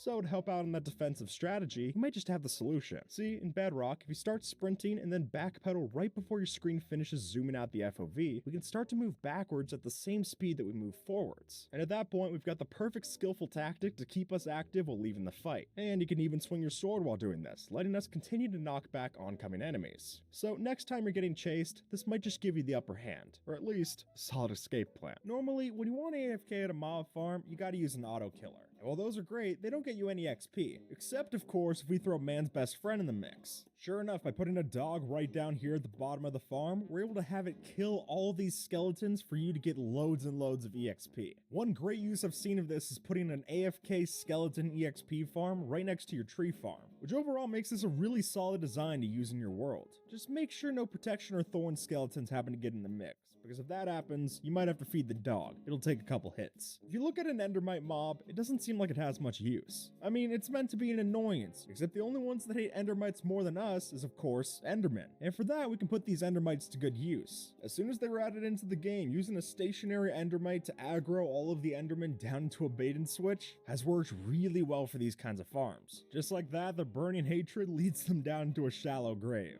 In the past, we had to worry about things like redstone and pistons to get the job done, but here, just put one of these little workers to go, and your machine will be producing and then some. Minecarts and water don't mix, or at least that was the case prior to the 1.17 update. But since then, the Caves and Cliffs update has allowed us to do a lot more in Java to mix these minecarts and rivers like so, which is cool to have parity with Bedrock, but that version still has one major plus. See, the minecarts over here don't lose momentum while entering bubble streams, meaning if we line a nearby lake with soul sand like such, we can bounce our cart right across to the other side. It's definitely a ridiculous way to travel, but who knows, it might be worth adding into your next Splash Mountain remake. Although snow golems try their best, they don't exactly make for the best defense. I mean, unless they're fighting a blaze, these fellas don't even do damage, just knockback. And that's not exactly cutting it for our purposes. So, to make these frosty friends a bit more ferocious, we need to crank up the heat. And for that, I'm actually being serious. In Bedrock Edition, if you put fire in front of their projectiles, then we straight up mix the fire and the ice, get something they gotta fear. And from there, all you gotta worry about is keeping the things safe. But as long as you use something like honey blocks to keep baby zombies from jumping in, then these should keep your villagers safe and secure, all while breaking the laws of physics as well. If you've played on enough Minecraft servers, then you're definitely aware that some people can be griefers. So if you want to give those annoying players more of a run for their money, you can actually trap an Elder Guardian, and boom, you got your own form of anti-grief. Look, it's not perfect. If they have a milk bucket, they're going to be able to get past it, but if they're not prepared, they're going to have a hard time busting into your base. And hopefully that frustration that they feel will be enough to get them off of your lawn anyway. Especially if you trap the thing in obsidian so they're not able to break through. This makes for a pretty solid way to both annoy and hopefully ward off any greedy players. Here's how to take your boat from the ocean right up to sky limit. Since in Bedrock Edition, if you place your boat on top of a pad of slime blocks and then jump on top of it, then once we finally get inside, there was so much potential energy locked in that boat that it'll shoot right up into the sky, giving you a neat party trick to show off to your friends, or who knows, it might even be a cheap way to get an elytra launcher. Getting music discs in Minecraft is kind of a toss-up. Either you find them in a chest, or you spend way too many nights trying to get a skeleton to shoot a creeper dead. Both work, but there's actually a simpler option here. You see, if we actually take that same skeleton and take it right underneath the creeper farm, then we can use that undead mob to get us all the different kind of record drops that we need. And since building a farm like this is mainly going to produce us some creepers, that's going to be a lot of music discs coming into your chests, putting you one step closer to getting that full music disc collection, and the skeletons one step closer to redeeming themselves. Look, I'm sure many of us are curious creatures. It's just human nature, which means that if someone sees a chest out and about, they're going to want to open it. And if that's the case, then this might just open up the door for our perfect punishment. Now, to pull this off, we'll need our chest, some signs, and a TNT to top it off. Since TNT is essentially a redstone activated gravity block, all we need is an input from a trapped chest, and that'll put this all in motion. They pop it open, the signs break around them, and all of a sudden that sandy floor leads them straight to their doom. And hey, why not even throw in a sign to cover up the trapped chest front? That way, it's even less detectable and even more deadly. Bubble elevators are a great tool to have in your world, because if you're looking for speed from one point to another, you'd be hard pressed to find a better option than this, which makes them a staple in plenty of players' builds. And that's where this idea comes in. As you'll notice, ender pearls aren't the only thing that these things can keep in stasis. Other projectiles such as arrows work as well. So if you fire a bunch of instant damage arrows along the top and then keep that chunk loaded, then as soon as they come up to the top, they'll be met with quite the rude awakening, which takes their elevator to the top floor and turns it right into a stairway to heaven. Bad traps stick out like a sore thumb, which is why if you see a random pressure plate out in the open, most of us know not to step on it. But that's the whole point of this. You see, we want our victim to expect that it's trapped, break the pressure plate, and then the real trap goes in motion. The item is then sucked up by the hopper minecart, goes into a real hopper, and then a comparator sets off a signal, and the rest is history. Now, while you could be more cruel here by adding in more TNT minecarts, I think this actually could work really well in a rigged desert temple. That, folks, would be a surprise for sure, and one that's likely to leave them with no items to their name. And with that, folks, YouTube thinks that you might like this video, so see if they're right and have a good one, alright?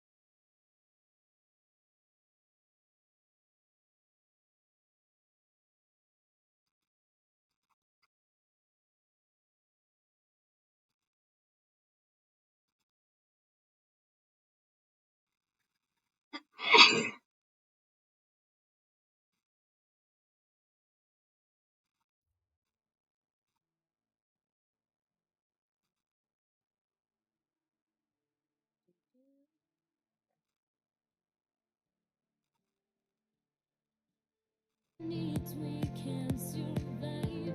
To travel the wrong way, take action.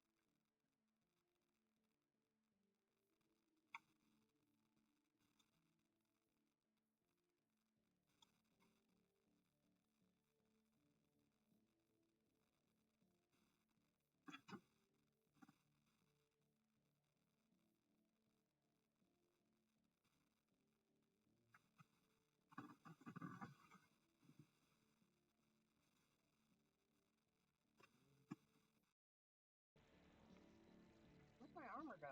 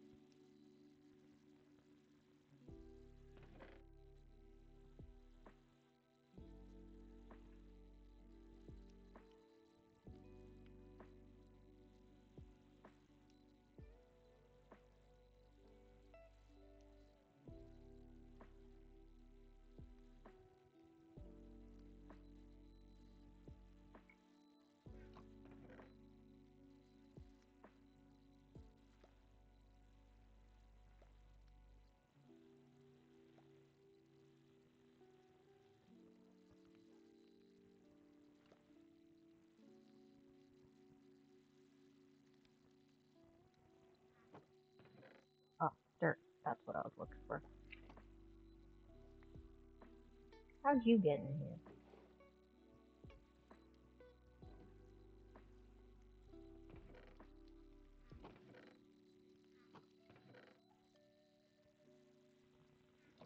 Actually,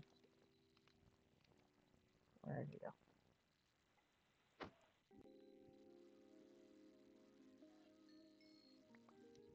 Thank you.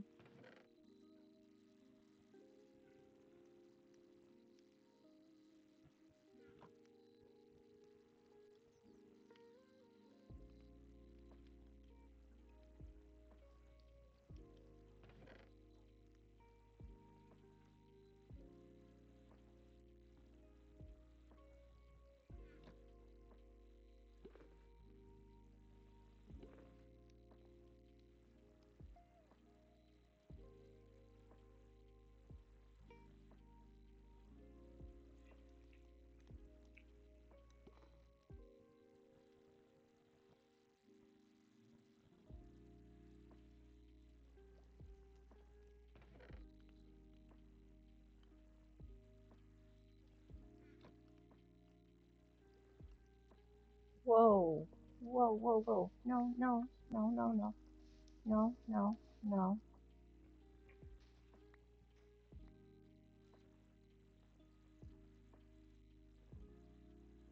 We do not go on fire.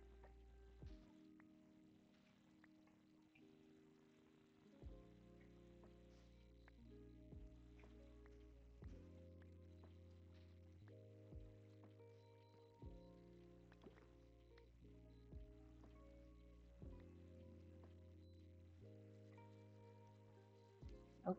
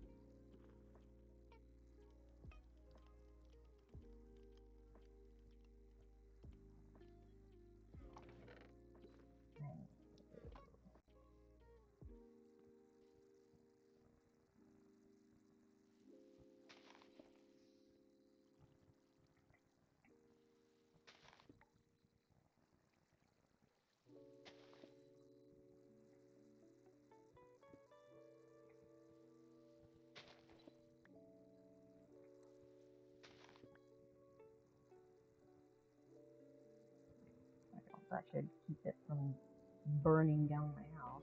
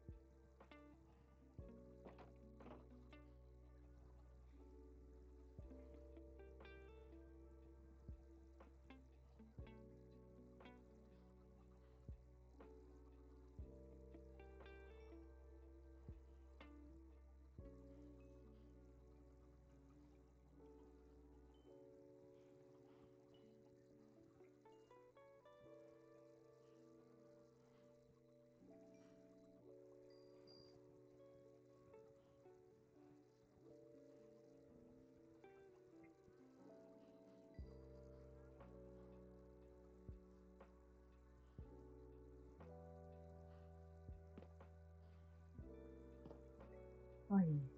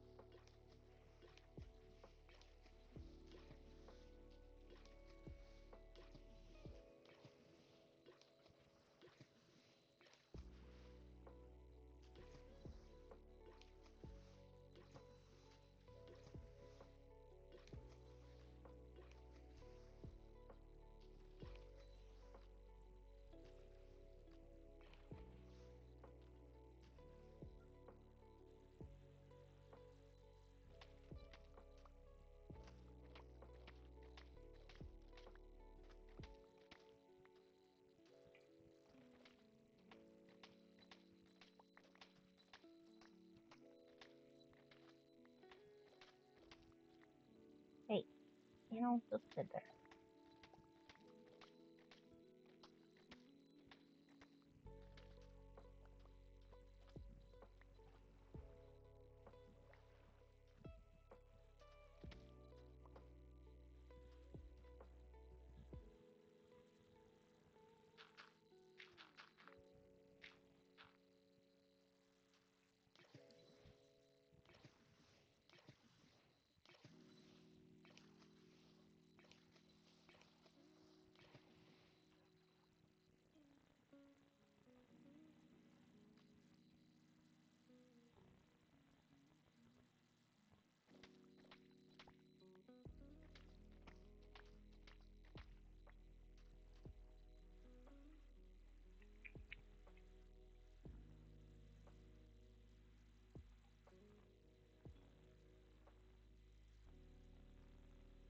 Mhm.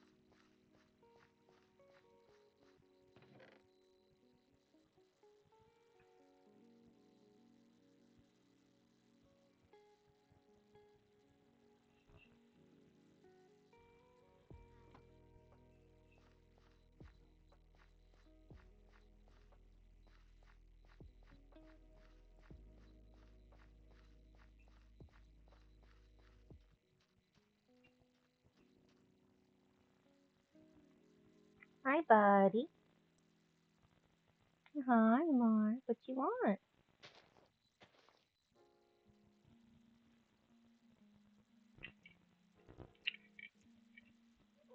Yeah, I love you.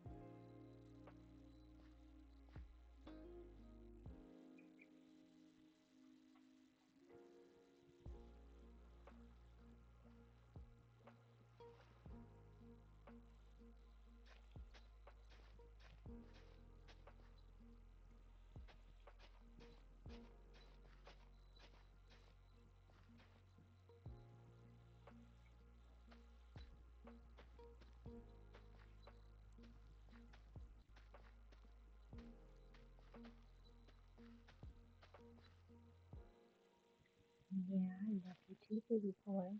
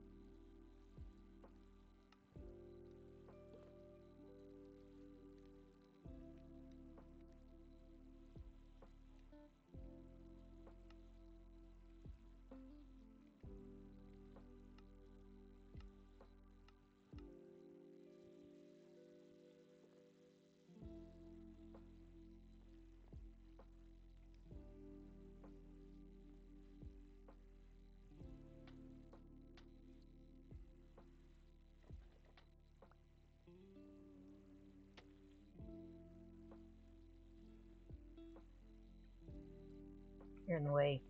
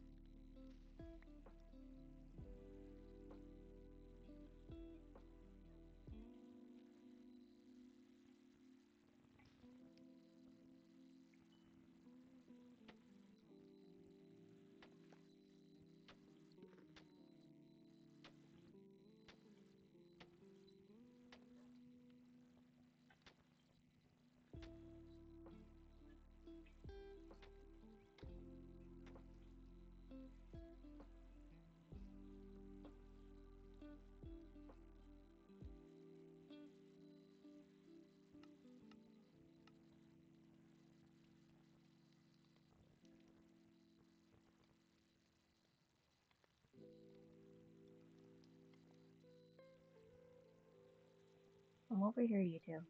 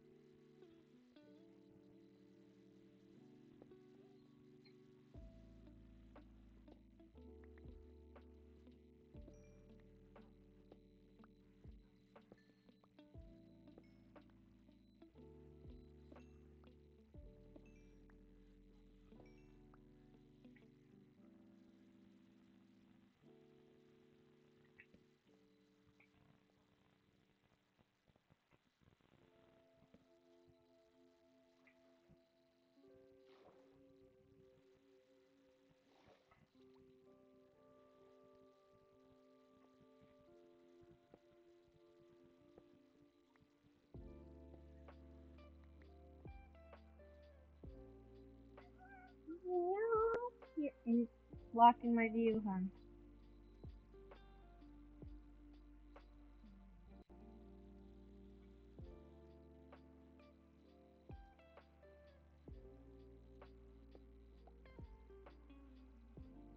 Don't expose yourself.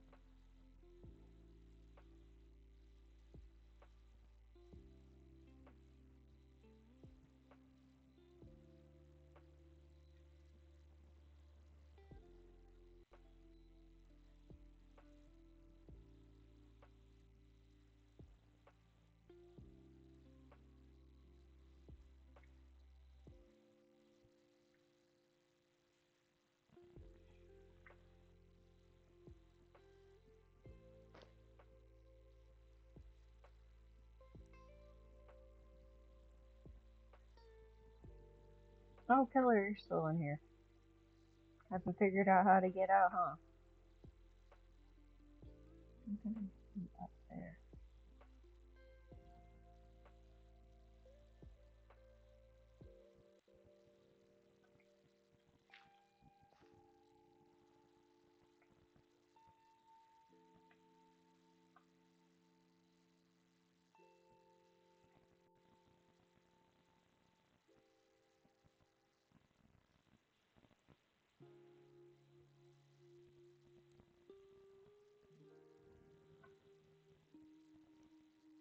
Okay, workhouse.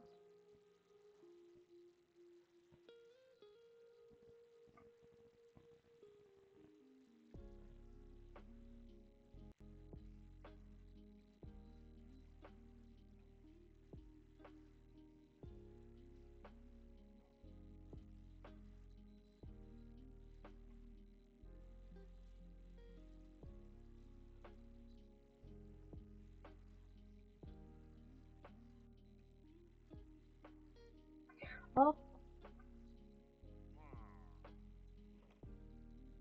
and I knew it.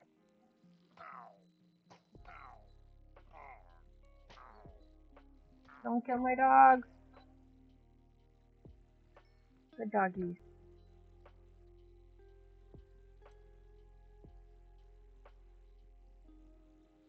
Any other creeps up here?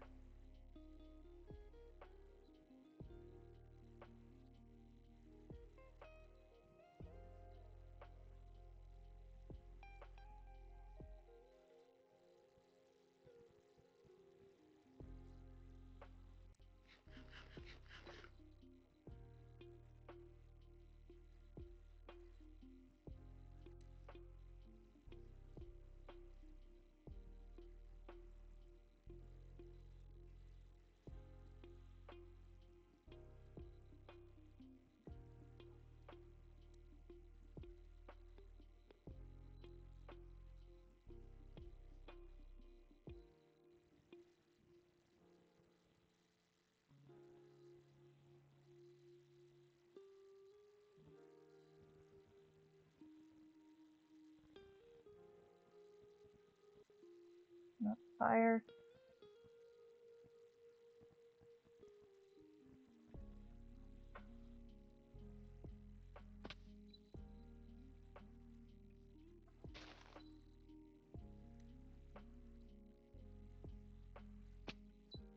Whoa.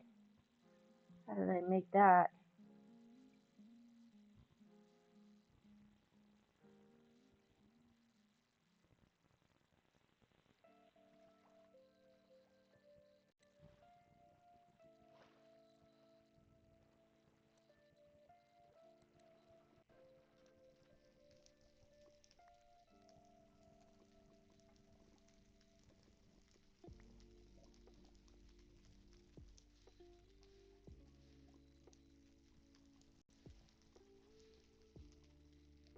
Ah, cat.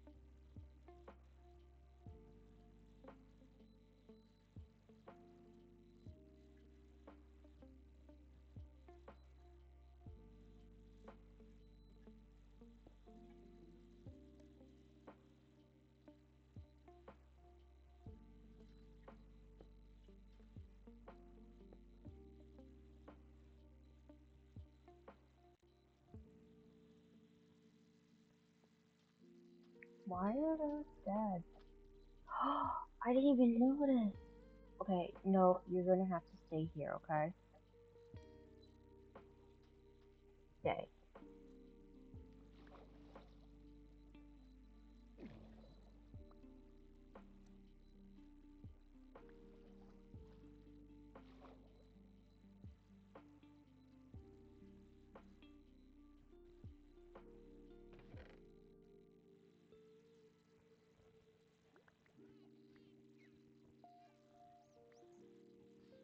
Oh, Oh no, don't die. Don't die.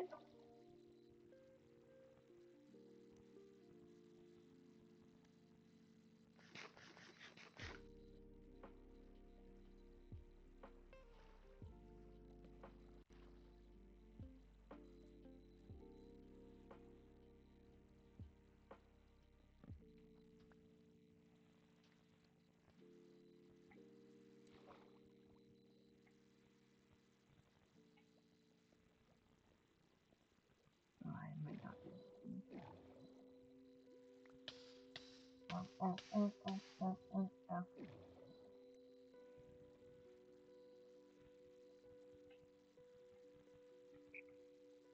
Oh wait, I do.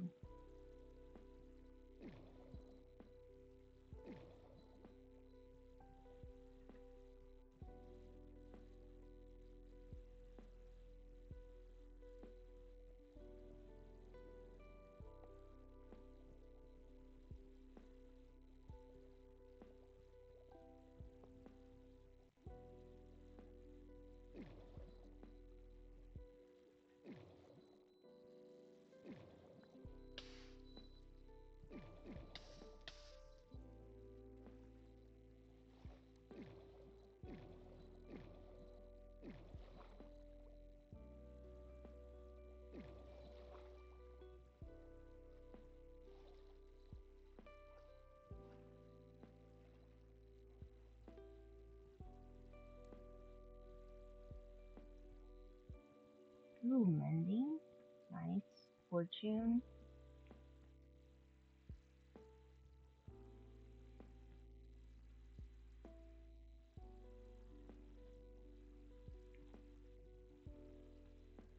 Clock, that'll help for caving.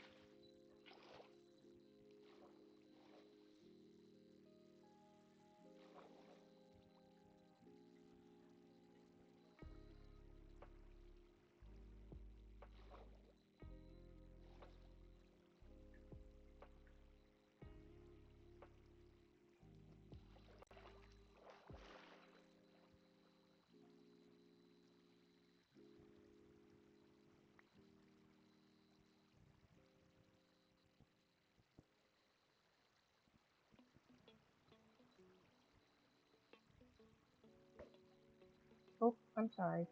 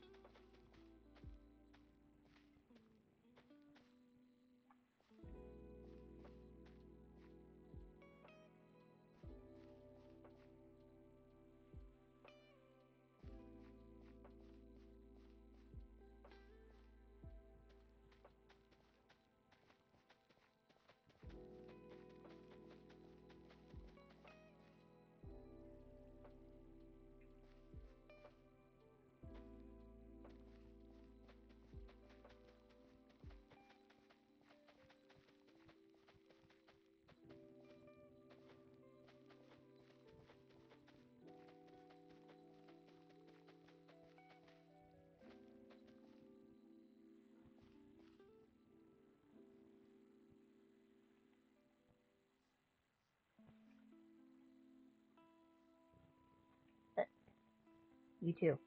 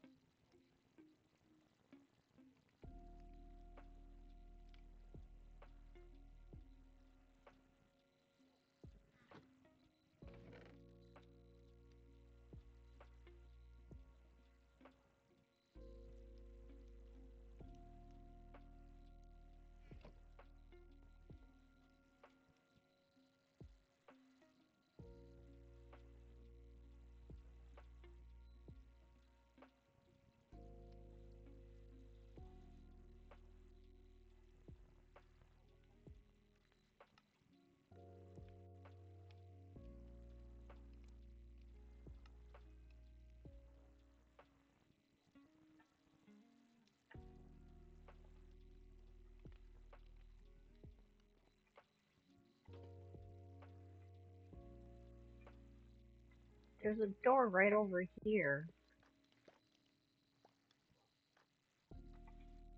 Hey.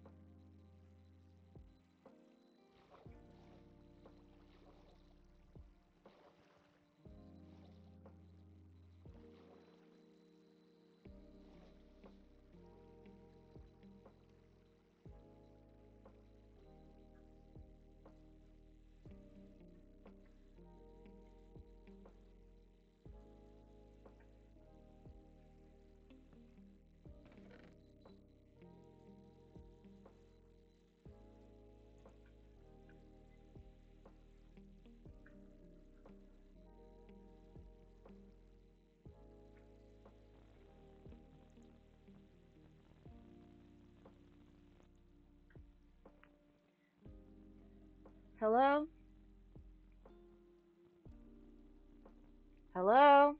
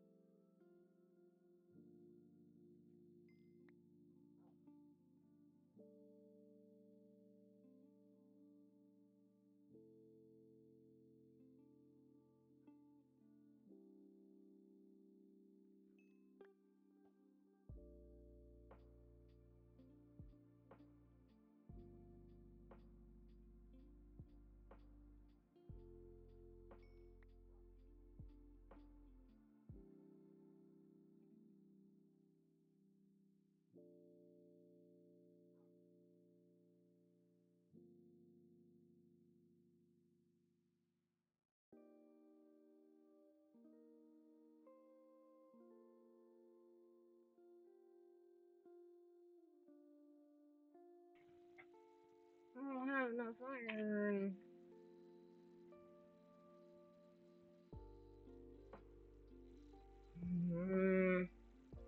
I don't have enough iron. I need to connect these two.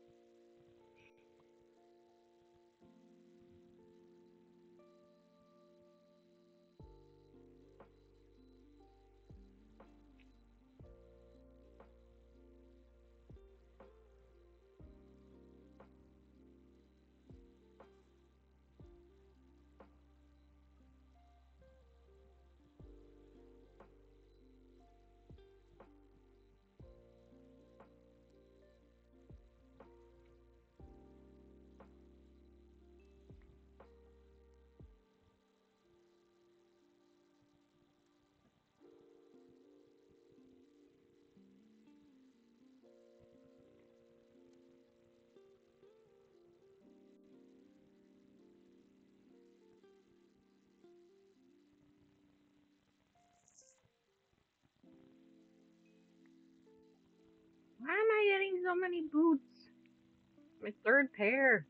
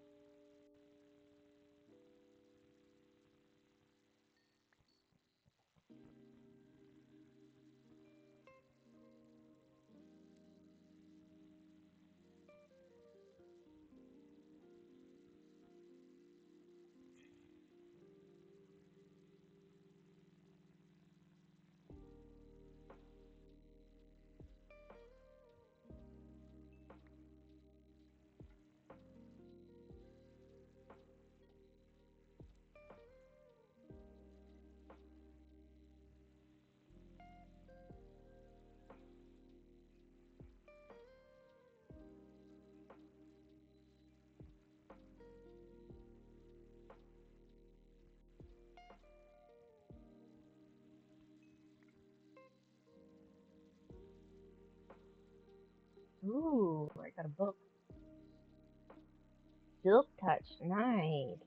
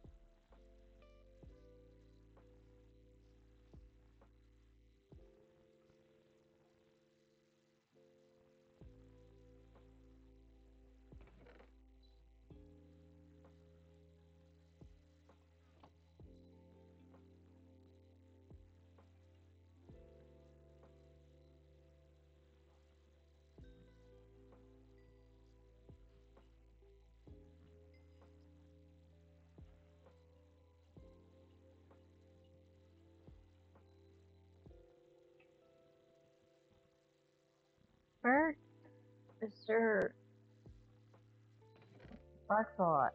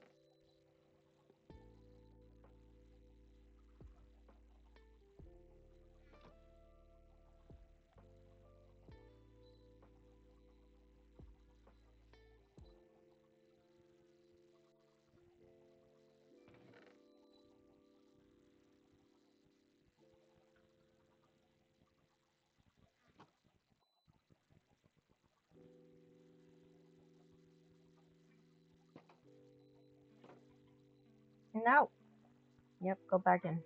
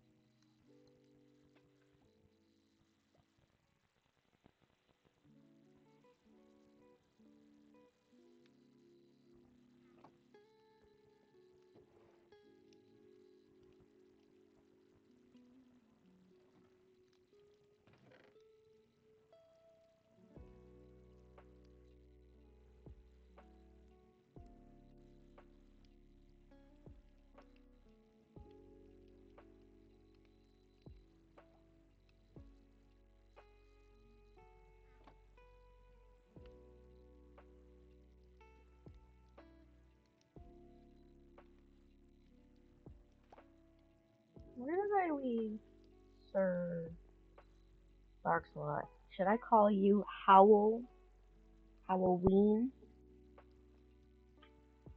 Sir Barklot and Halloween?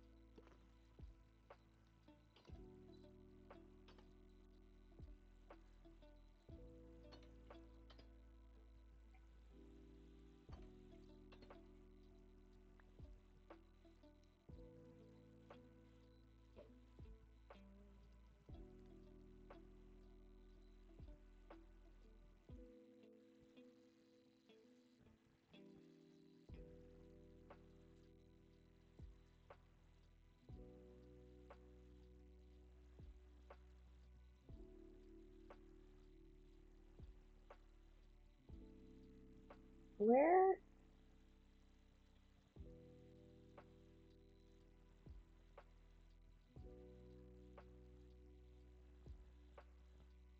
Where'd Sir Barklot go?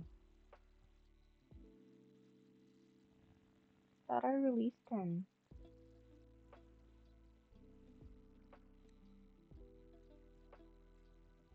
Sir Barklot?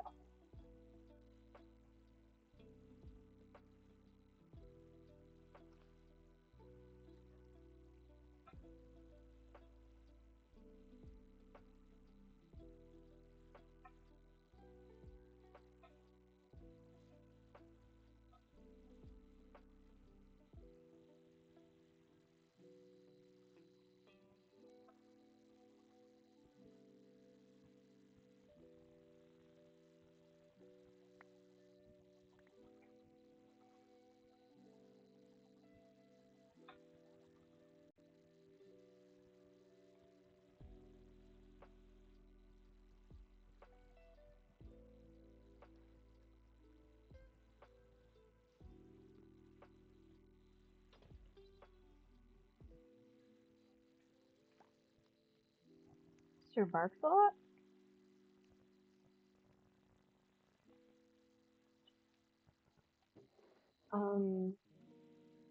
There you are.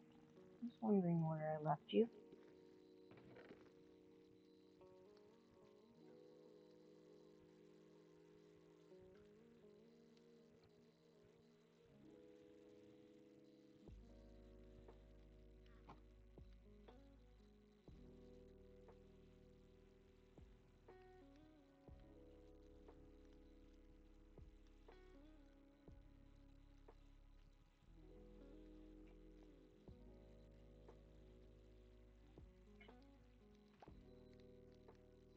Right.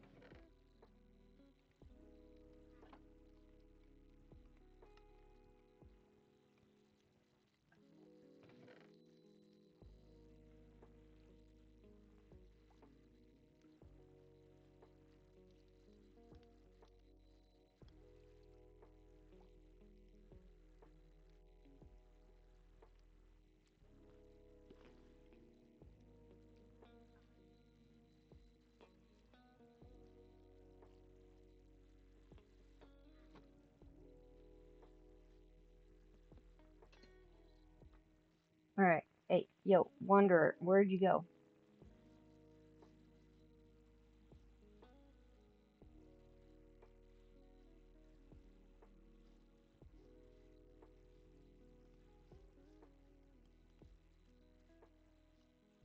There you are.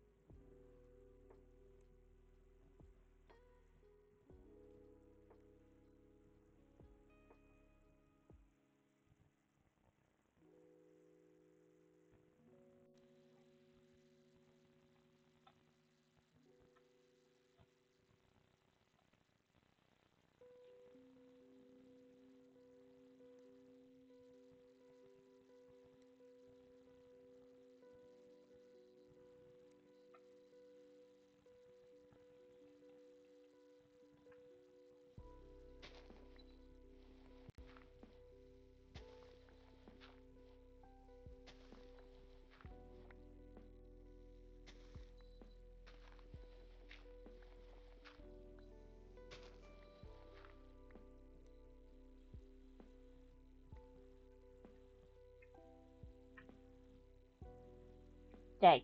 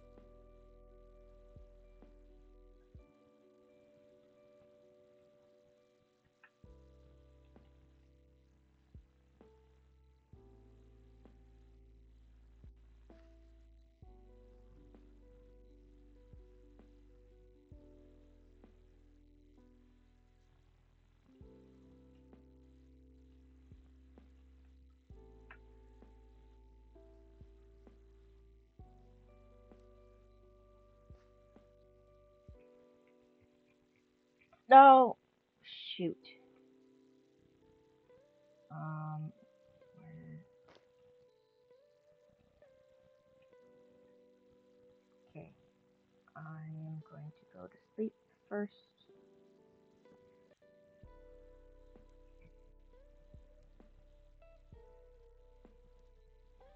Okay. And feed you guys.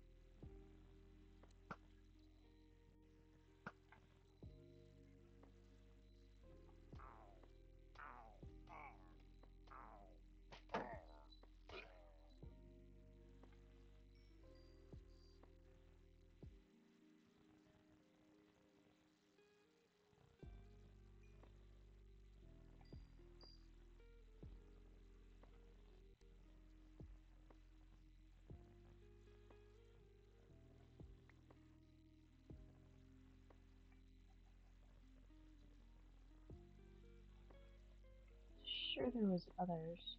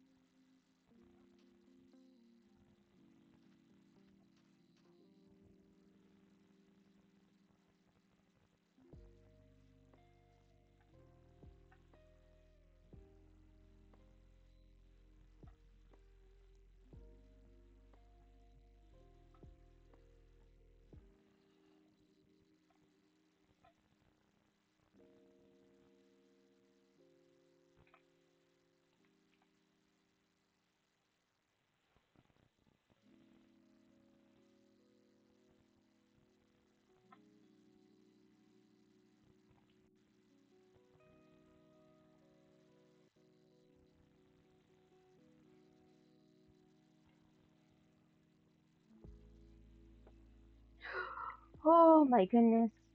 Do not go over there.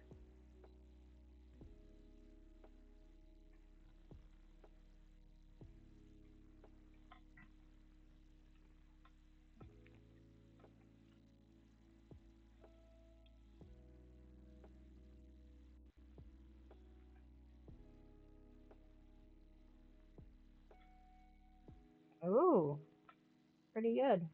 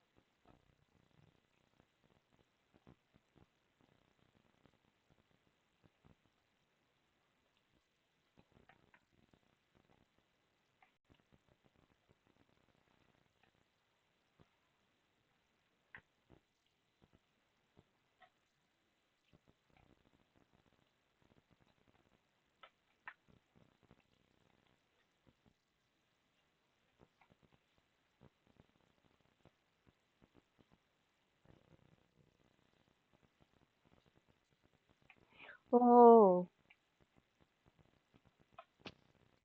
Ow.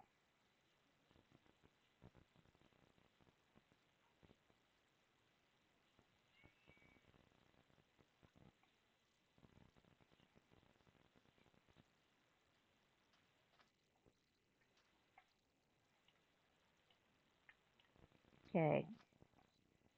You three stay here. Come here. Come here. Little.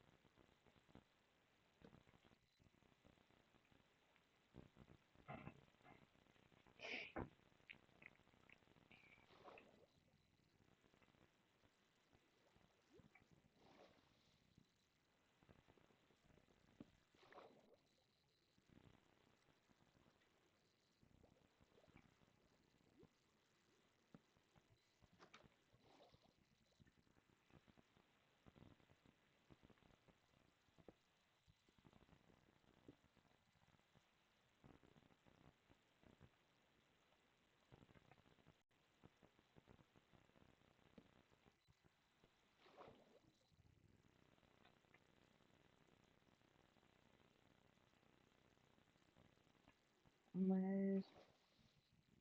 Ah, dang it.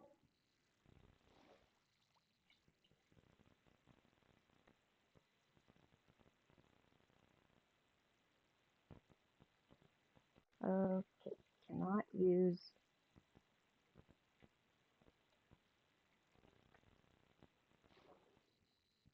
I should have checked.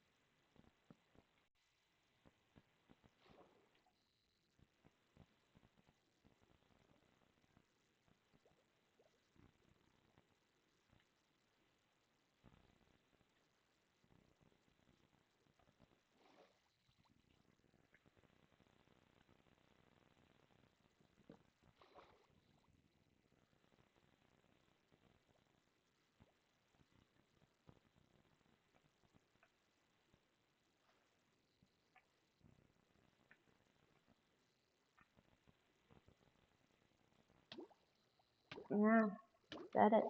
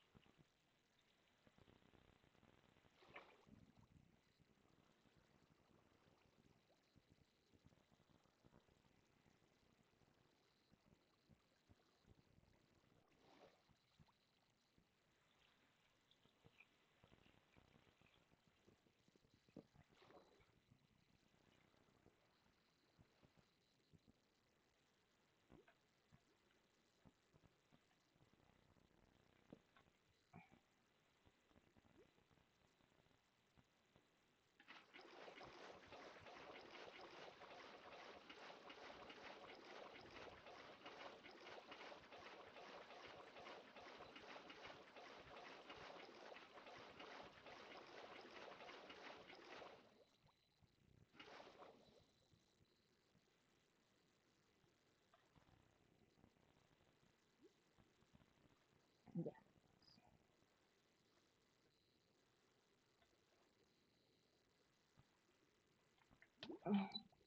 Oh, come on. Get in there. Oh my goodness.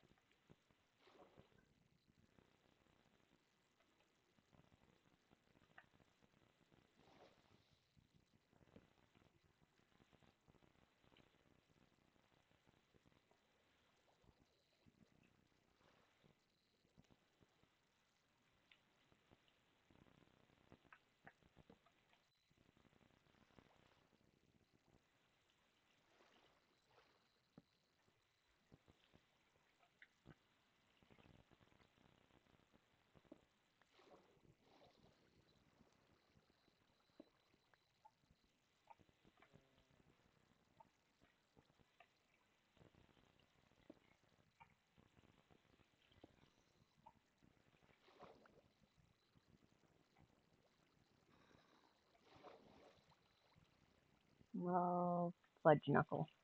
Nope, nope, nope, nope, nope, nope.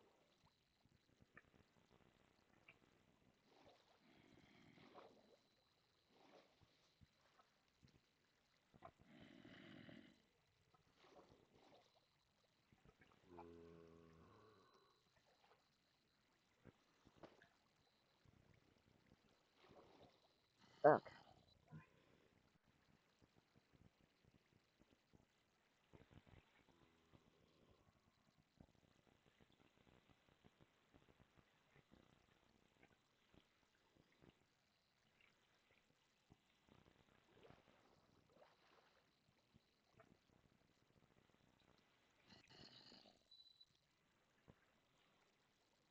I see you.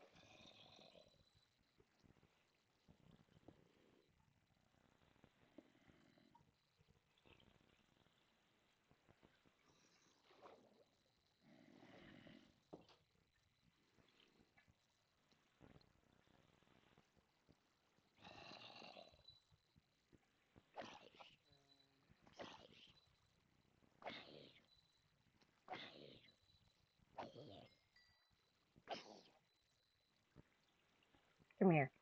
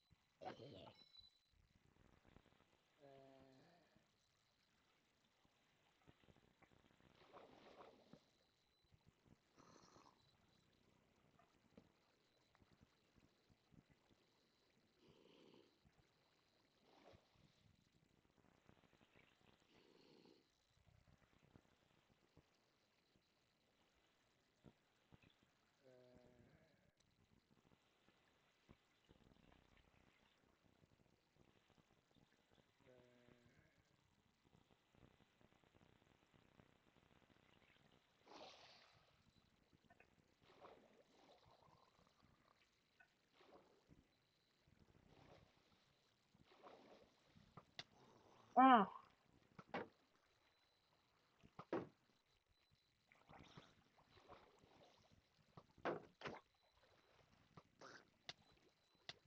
Ah.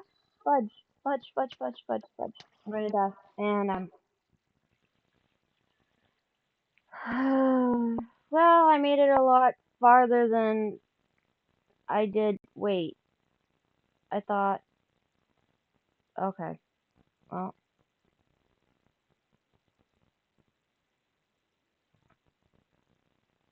Alright. So this was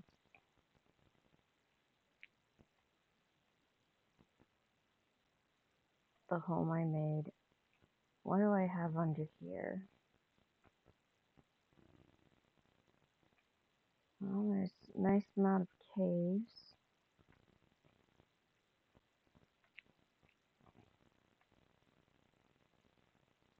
Whoa. Oh, that's a geode. Well, that's cool.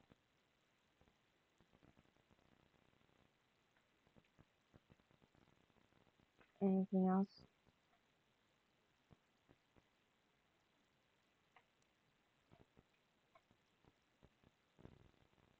Not seeing any diamonds.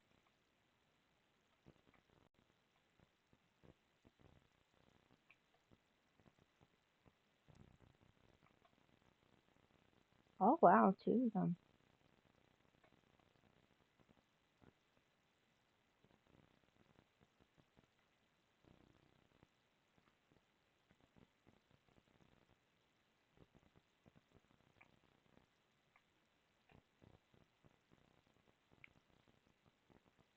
Well, that's my spawn.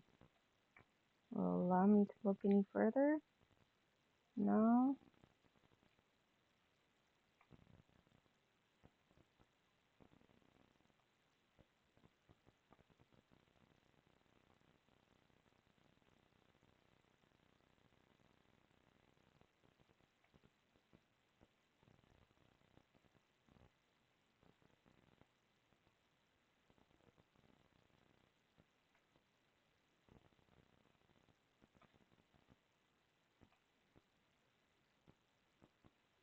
No. Lasted longer than the other ones. Hmm.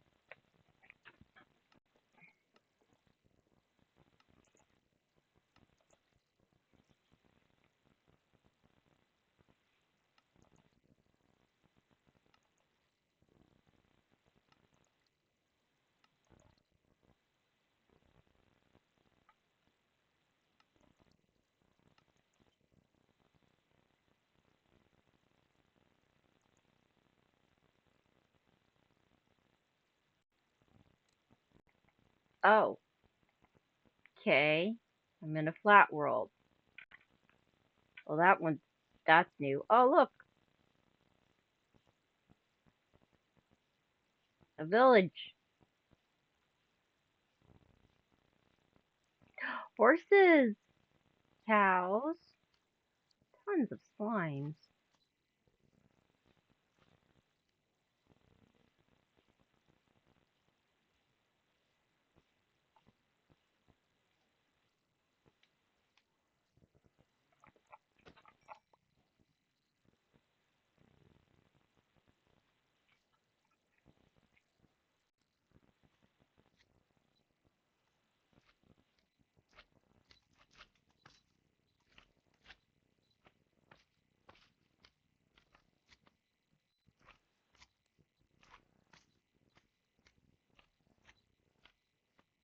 Kitty.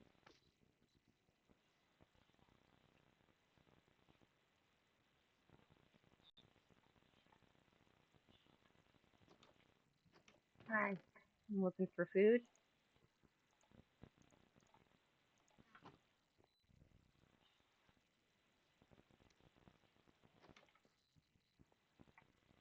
No, no.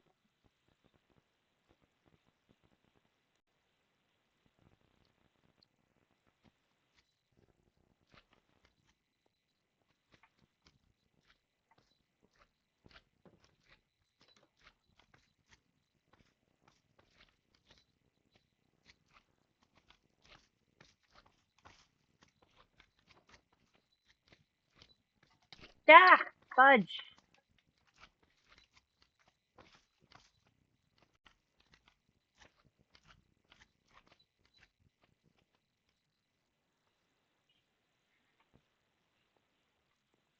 Got anything in here for me? Oh, perfect.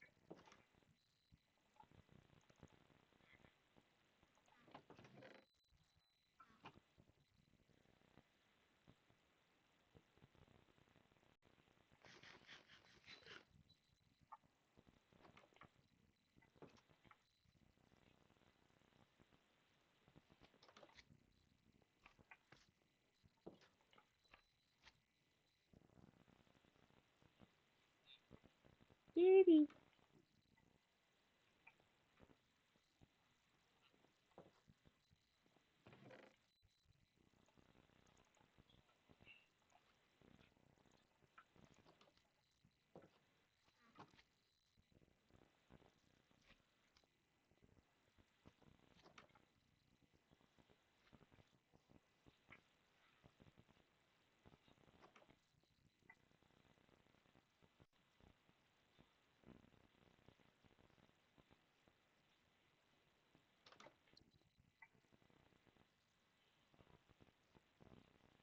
nice if I could have a saddle.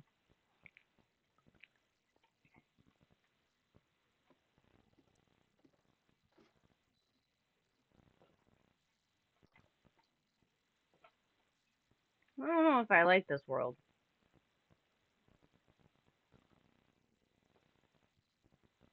I mean, it has horses, but it's so flat. How did I get a flat world? Hi.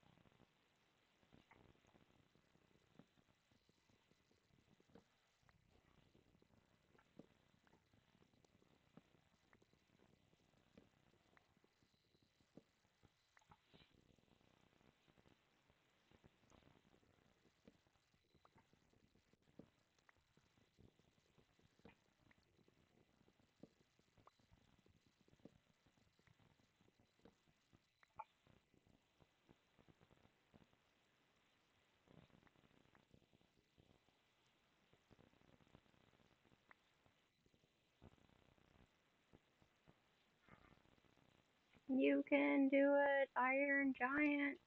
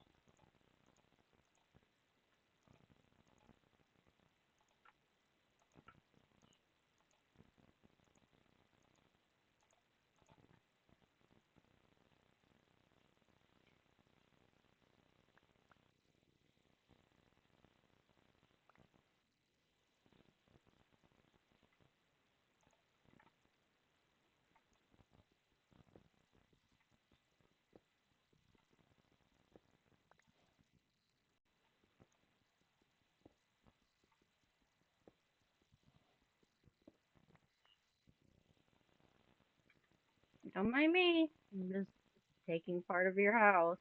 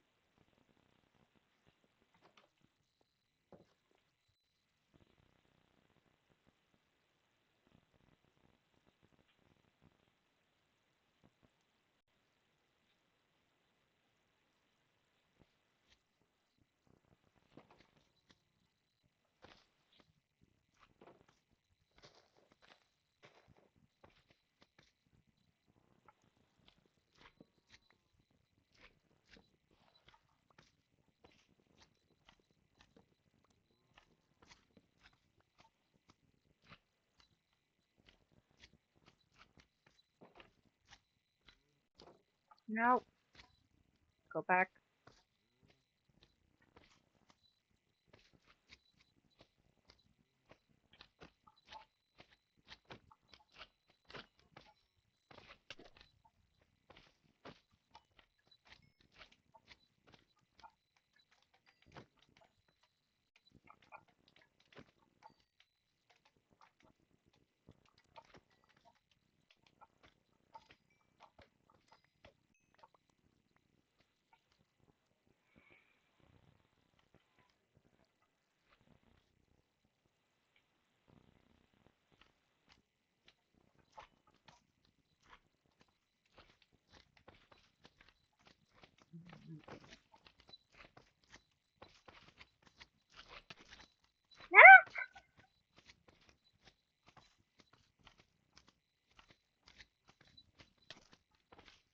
No!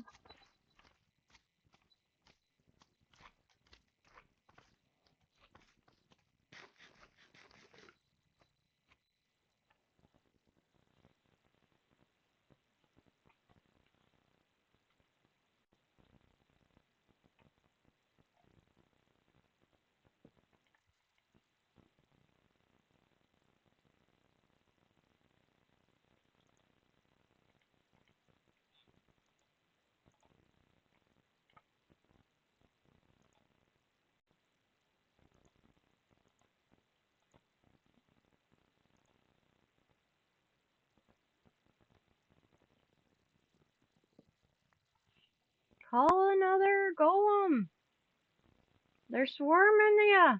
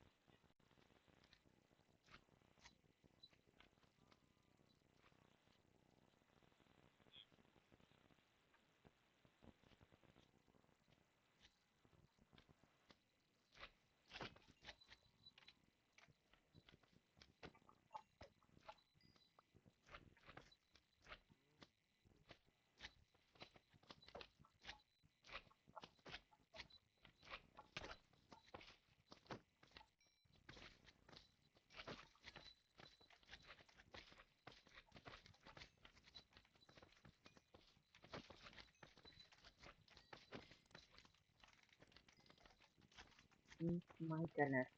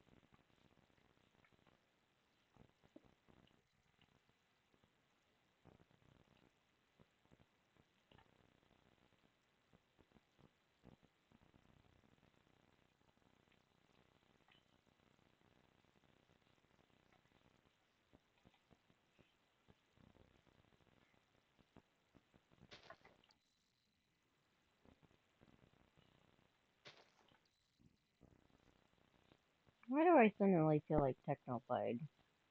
My people!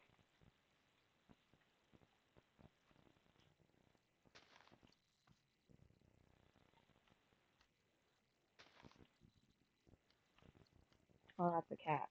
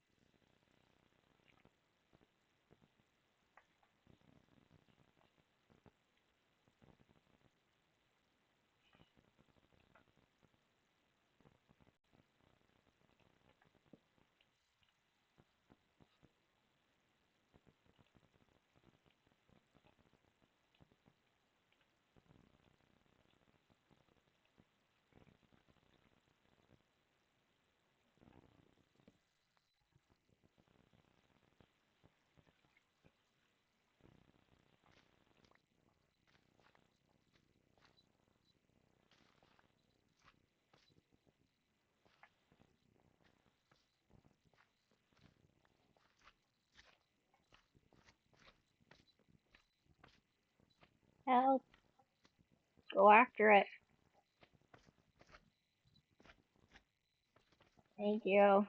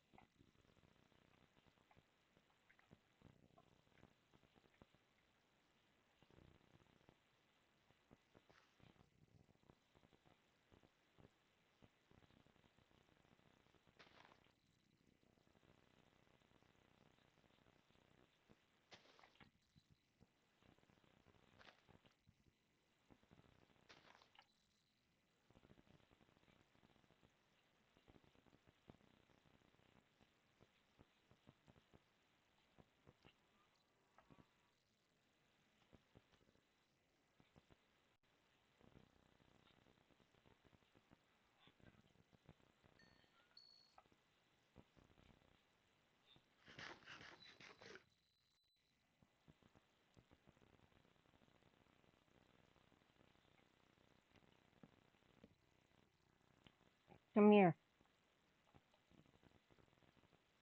Come here. Want your iron?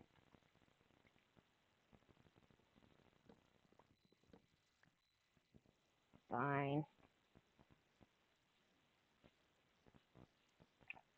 If you're not going to come here, then I'm going to go up here and we'll stay awake for the night.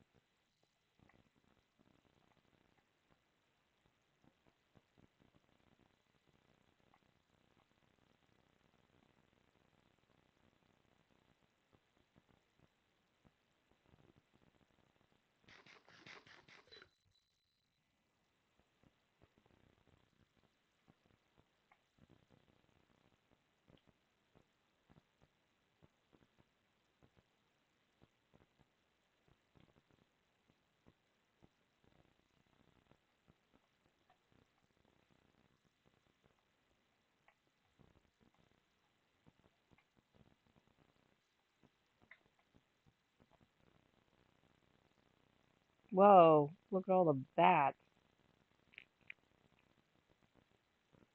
Enderman.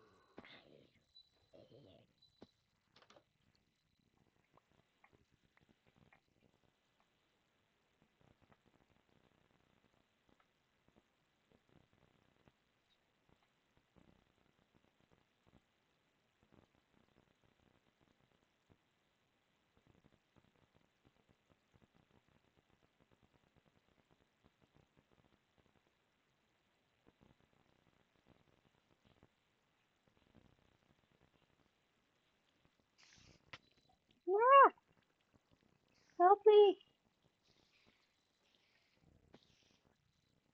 Thank you.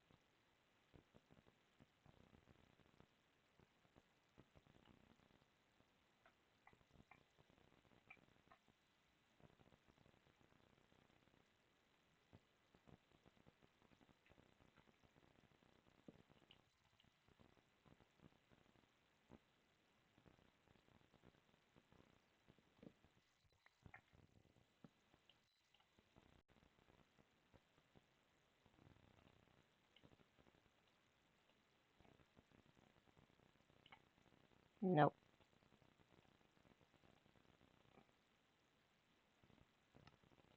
Oh, that's it.